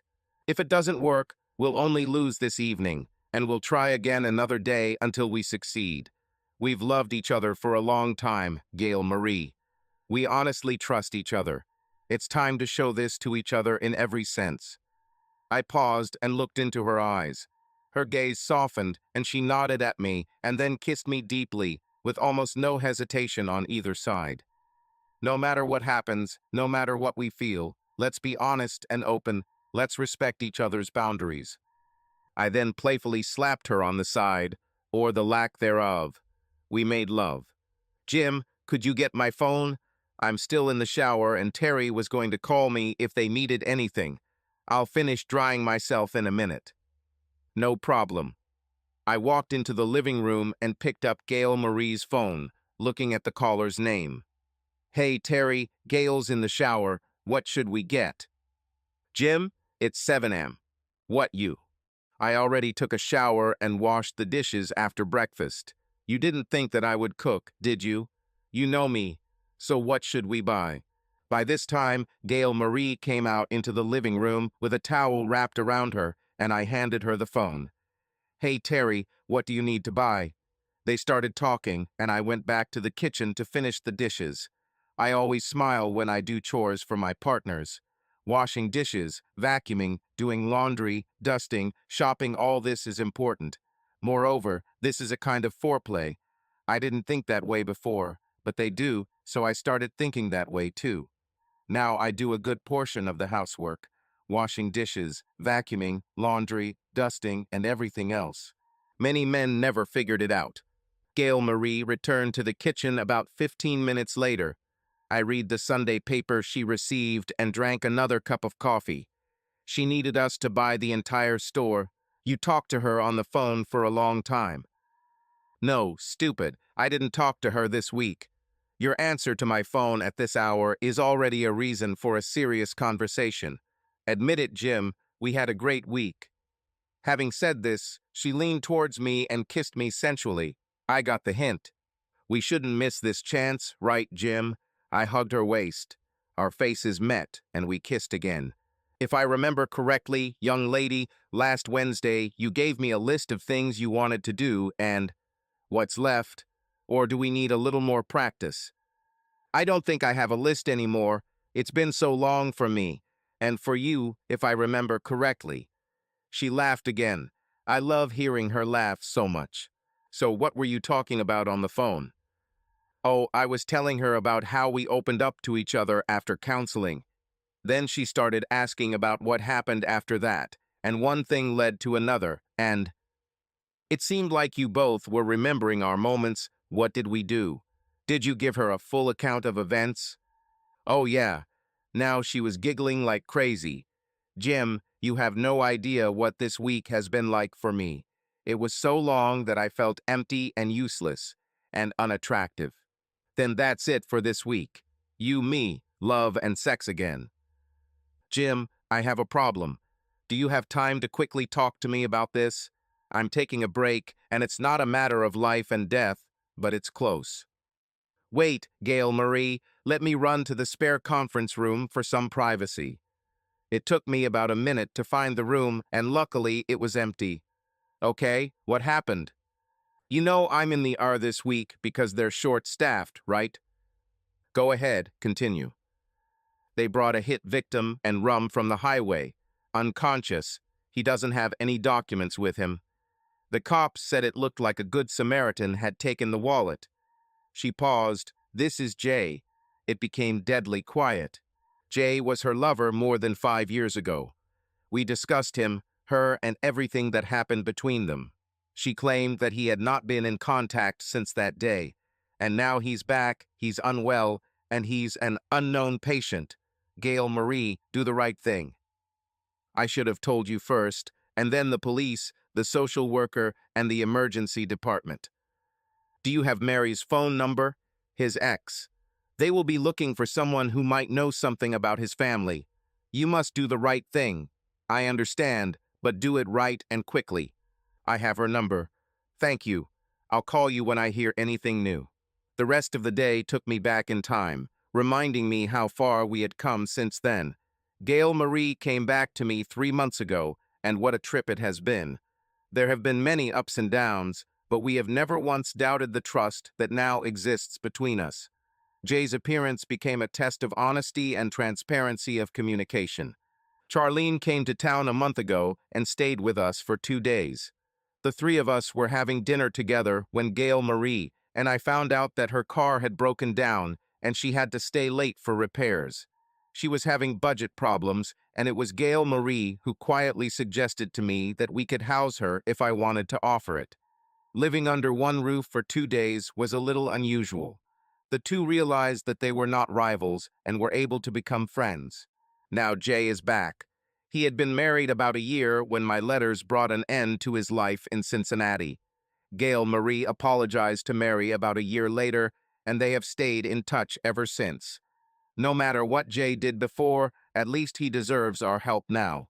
Gail Marie called me at 11:15 and asked if we could accommodate one guest.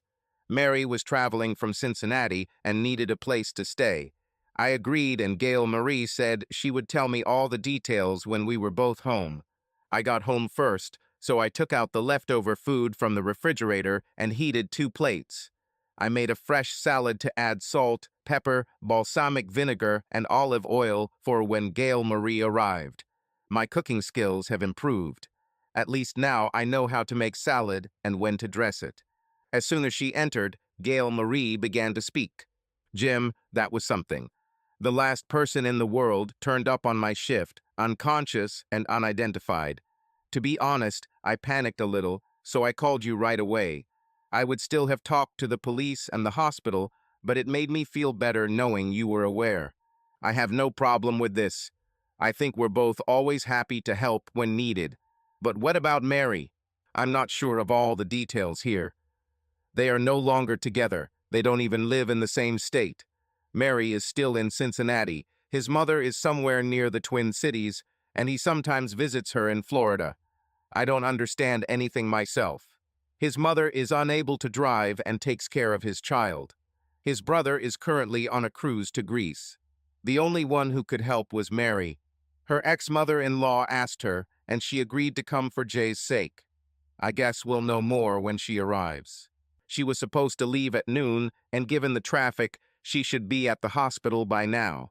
She will call us when she is ready to leave or if she needs anything. I need to ask you, how are you feeling about all this? Last month my ex arrived, and now your ex-wife. Lover? This is the kindest word I can think of. You can be more frank and call it what it really was. I shook my head, indicating that I didn't need it. Let there be a lover. Jim, we are no longer the same people we were then. I finally grew up thanks to you. First 5 years ago, and even stronger over the past 7 months. You have become an example for me. And how do I feel? I'm a little confused, but I feel like we're doing everything right.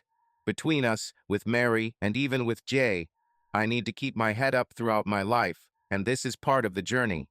After dinner, we checked the guest room, put out clean towels for Mary, and waited. At approximately 9:30, we received a call. Mary turned on the GPS on her phone, and we left the lights on for her. We met her near the car when she drove up to the house. She looked pretty tired. so I immediately took her suitcase from the car, and Gail Marie offered to give her dinner or help her with something else. Mary asked for a glass of water and something light to eat. We gave her a little time to compose herself at the table, and then she joined us in the living room. I want to thank you for receiving me and responding so quickly. After I received the call this morning and called everyone I could, the day just seemed endless. Well, how is he? When I saw him this morning in the emergency room, I was shocked. No documents, nothing. I didn't know what to think. In fact, his car broke down on the 894 bypass, and he walked a kilometer to the exit, where someone hit him. Once police learned his name and address, they linked him to the car. They searched the area where it was found, and the wallet ended up in the grass. Nothing is missing. At first, they couldn't connect him to the wallet. There was a photo of his son, and they were looking for an African American. We both must have looked puzzled. Mary looked at us and smiled. Oh, it turns out you didn't know. Honestly, Mary, I haven't known anything about Jay since the day I took his phone 5.5 years ago, and let me go back to that time and then move on to the present. It will be clearer this way. By the way, can I ask you for a drink? Mary, you have come to the right place. We have wines of all types, red, white, and rose. We have wine in boxes and Gail Marie interrupted me. Mary, forgive Jim. He thinks it's funny to use this joke on everyone. We have almost everything. What would you like? I think I'll order white wine, even though it's a little banal. Let's do it. Are you happy with wine from Trader Joe's? Mary answered. An excellent choice and my favorite store, and smiled. Gail Marie turned to me. Jim, open the bottle in the refrigerator and bring 2 glasses for wine. You can pour yourself some bourbon and join us. So it's all on me. I laughed. Mary also found it funny, but Gail Marie just smiled slyly. We are a real couple in every sense. Nice couple. I opened a bottle of cheap $6 Chardonnay and made myself a Manhattan, then came back. Here you go, ladies. I put the bottle on a stand on the coffee table and sat down. Wine sometimes helps in such conversations. So, as I already said, the day when everything was revealed was the last straw for me. Jay had been going left for a long time, and then I could no longer deny it. I tolerated him for a long time, but I couldn't live like this anymore. I never thanked you, Jim, for what you did. You helped me stop indulging him and denying how it all affected me. That day, I kicked him out of the house. The funny thing is that after that, he stopped acting like a fool. The divorce went smoothly, without any particular difficulties. By that time, he was already living in Florida and immediately found a job in sales. 2 years after the divorce, he suddenly showed up on my doorstep and invited me to dinner. He made it clear that it would just be a friendly dinner. Then he told me what was going on in his life and showed me a photo of his adopted son and partner, she paused, Trevner. It turned out that he had been struggling with himself all his life. He and his mother were part of a very conservative church. I understand that not all conservative churches are like this, but this one preached fire and fury against gays. He admitted to me that he married me to cure. I found out that this is not that uncommon for men and women. When that didn't work, he continued to pursue women one after another, trying again and again to get better. When everything finally collapsed and he was rejected by the church, he left for Florida. There he found another church, which turned out to be much more accepting. It was there that he met Trevner. Trevner is in the Navy and is currently stationed in the Middle East. I contacted him about Jay, and he is trying to get time off to fly over. Together, they adopted a boy who was born to a woman with an addiction. Trevner is African American. Jay's mother in the Twin Cities takes care of 5-year-old Jason when Jay is on the road. He was returning home when his car overheated on Route 894 west of town. We will never be lovers again, but we have become good friends. Since he started taking life seriously, he has changed for the better. That's why I came here for him. His son needs special care and will always face difficulties.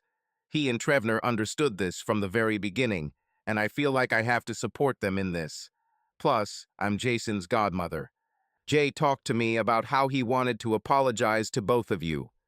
He is now in a stable condition, and we will see if he is okay in a few days, while he is being kept in an induced coma. That was Gail Marie's specialty medical affairs. That's my professional term for it. You have a few days to do this. Did you know that sometimes they can hear you even while in a coma? I had a patient in intensive care in this condition for a whole week. His family was constantly by his side. When he came to his senses, he recounted everything he had heard. He learned that his bitchy wife actually loved him a lot, although she didn't show it. He was shocked and said it helped strengthen their marriage. So be careful what you say. By the way, would you like me to give you a ride to work tomorrow? This will save on parking. Thank you very much, Gail Marie. That would be great. Mary turned to me. Jim, Gail Marie said I could stay here for a few days. Do you mind? I feel a little uncomfortable.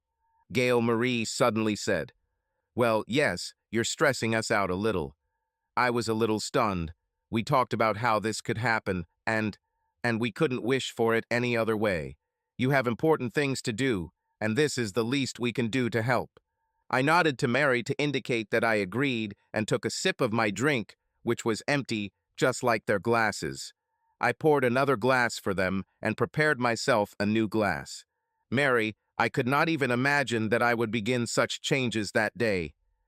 5 years passed before Gail Marie and I spoke to each other again. And now, 7 months later, we are together again.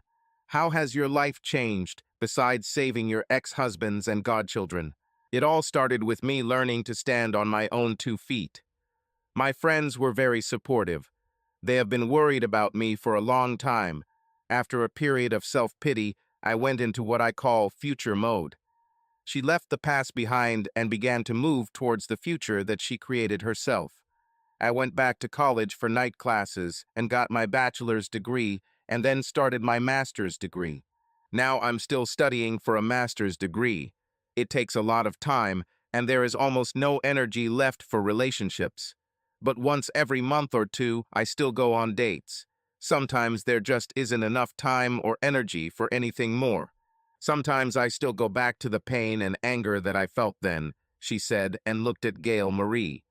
When we were married and he cheated, I so wanted to humiliate him, to put him in his place, like those women he was with.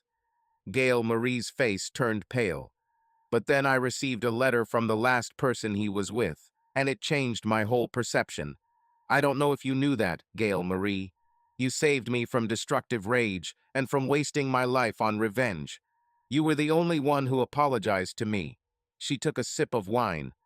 And you asked your father to give me this letter. You really saved me. Gail Marie looked at her with an expression of shock and surprise, and Mary smiled softly. I'm so sorry for everything I did to you, Mary. When you accepted my apology back then, I was eternally grateful. Several more years passed before I met this man again. And suddenly, I was on a blind date with friends who didn't even know about our history. After that, I had the opportunity to apologize to him. She took another sip. I'm glad Mary is okay now. Lady, it's already after 11, and we get up at 5 in the morning. I propose to end our evening here, and tomorrow we'll get together again, I said. Since Mary's suitcase was already in the guest room, we all went off to rest. I don't know how much one could call it peace and quiet. The next evening, I had to stay late at work. We were updating the server, and it had to be done outside of working hours. I didn't get home until 9 o'clock, and these two were already on their second bottle of wine, and the atmosphere was quite friendly. Jim, Gail Marie just saved my life. She was able to translate everything that was said to me into understandable language, Mary said. This is the same doctor from India that I told you about. A very competent specialist, but absolutely unable to communicate and sympathize. This is exactly the kind of Dr. J needs now. I finally began to understand his accent and asked the right questions, and then explained to Mary what was what. Gail Marie added. Jay is feeling better. There is still some swelling, but doctors feel much more confident. If he's lucky, he might start to be brought out of his medically induced coma tomorrow or the day after tomorrow. This will be the next stage, Mary said. I really have to thank you both. You know, Gail Marie was very supportive, holding my hand and helping me not to lose heart. I was confused by the doctor's accent, and she came to the rescue, Mary thanked. Gail Marie sent me into the kitchen for a snack, and when I returned, there was a glass of whiskey waiting for me. Their second bottle of wine was empty, and they had already started the third. The two were clearly having fun. After spending so much time in the hospital, not knowing what would happen to Jay, they relaxed and acted a little casual. It was Friday, and although Gail Marie had to work, I had the day off. We all sat again until 11 and then went to bed. This time everything was more calm. Gail Marie and I talked quietly about our day. She sometimes stammered a little, and I realized that there was more wine than she should have had. Mary's room was at the other end of the house, so we could talk without worrying about disturbing her. As I turned off the light and leaned in to kiss Gail Marie goodnight, her hand pulled me closer, preventing me from leaving. The alcohol and the conversation with Mary must have had some effect on her. She asked, "Darling, do you like Mary?" This is not a question you want to hear from your beloved, especially given our history, I answered. I guess so, she's pretty, but why do you ask? Well, she and I were talking, and I became interested, she said, leaning towards my body again. What was that? A little game, fantasy, or something else? We were talking about how she hasn't been with anyone for a long time, Gail Marie continued, pausing for a moment to kiss me again. And I thought that, Gail Marie, what are you getting at? Years ago, I was with her husband, and then you remained faithful to me. I thought I'd give you a chance. Don't think about it. Jim, don't think about it. Jim, please don't think about this right now. So are you seriously thinking about this? I began. She looked into my eyes. Mary will stay here for a few more days. Why don't you think about it, Jim? I think you would like it, and it would benefit both of us. By the time I woke up, they were gone. No notes, no calls all day. I began to think that it was just a game under the influence of alcohol, and that everything would be forgotten by itself. After spending the day alone, I cooked dinner, roasted asparagus, zucchini, and a couple of hamburgers. I learned how to make a fancy salad with olives, feta cheese, dried cranberries, and walnuts. I set the table and opened the Sicilian red wine to let it breathe a little. 10 minutes later, Gail Marie's car pulled into the driveway, but only she got out. Where is Mary? I thought you'd both come to dinner. We have great news. Jay woke up from his coma and was able to say a few words. At first, he seemed shocked to see Mary and then me. He probably thought that he was dreaming all this, or perhaps that it was a nightmare. When he realized I was real, he tried to talk, but the nurse told him to rest. Mary will stay with him in the hospital until late evening. I'll go pick her up when she calls. This was good news. It didn't get any worse, and severe brain damage was avoided. Why don't you change your clothes, and then we can have dinner together in peace? About 10 minutes later, Gail Marie returned wearing skinny jeans and a low-cut blouse, an unusual image for her. I felt that she wanted to continue the conversation she started yesterday. We ate in silence, discussing Jay, Mary, his baby, and everything except her proposal. There was tension underneath it all, but we both tried to pretend it wasn't there.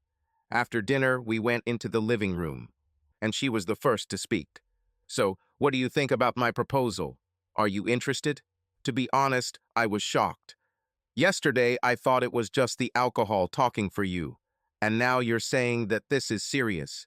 Yes, seriously. What's wrong with that? Your girlfriend thinks you deserve it, and Mary can help too. Have you talked to her about this? We talked about it, but we didn't talk directly either. When we returned on Friday, we were both happy that Jay was on the mend. Perhaps I'm bigger than her, she added, and I looked at her in fear. No, not in that sense, Jim, not at all. Medically, I knew how much worse it could have been, but I didn't share it with Mary. She didn't need unnecessary negativity when it wasn't yet clear whether the worst predictions were confirmed or not. I relaxed a little, and she continued, Jim, please don't ever think of me in that light. That side of me is a thing of the past, more than 5 years ago. I will never allow such stupidity in my life again. Not for the world. But wait a minute, you're offering something like that now? I don't understand. I'll explain, Jim. Please be patient and let me tell you everything. We returned home, and we were both tired, but happy. I offered to open the wine, and we had dinner together. The first bottle smoothly transitioned into the second. Jim, we really became friends. We discussed our lives at that time and since then. She found out about my affair with Jay and everything that happened in my life after that. She also talked about her life. We both went through difficult times and came out of it. The only difference was that I dug myself a hole and she was dragged into it against her will. As you would expect, two tipsy people started talking about their personal lives.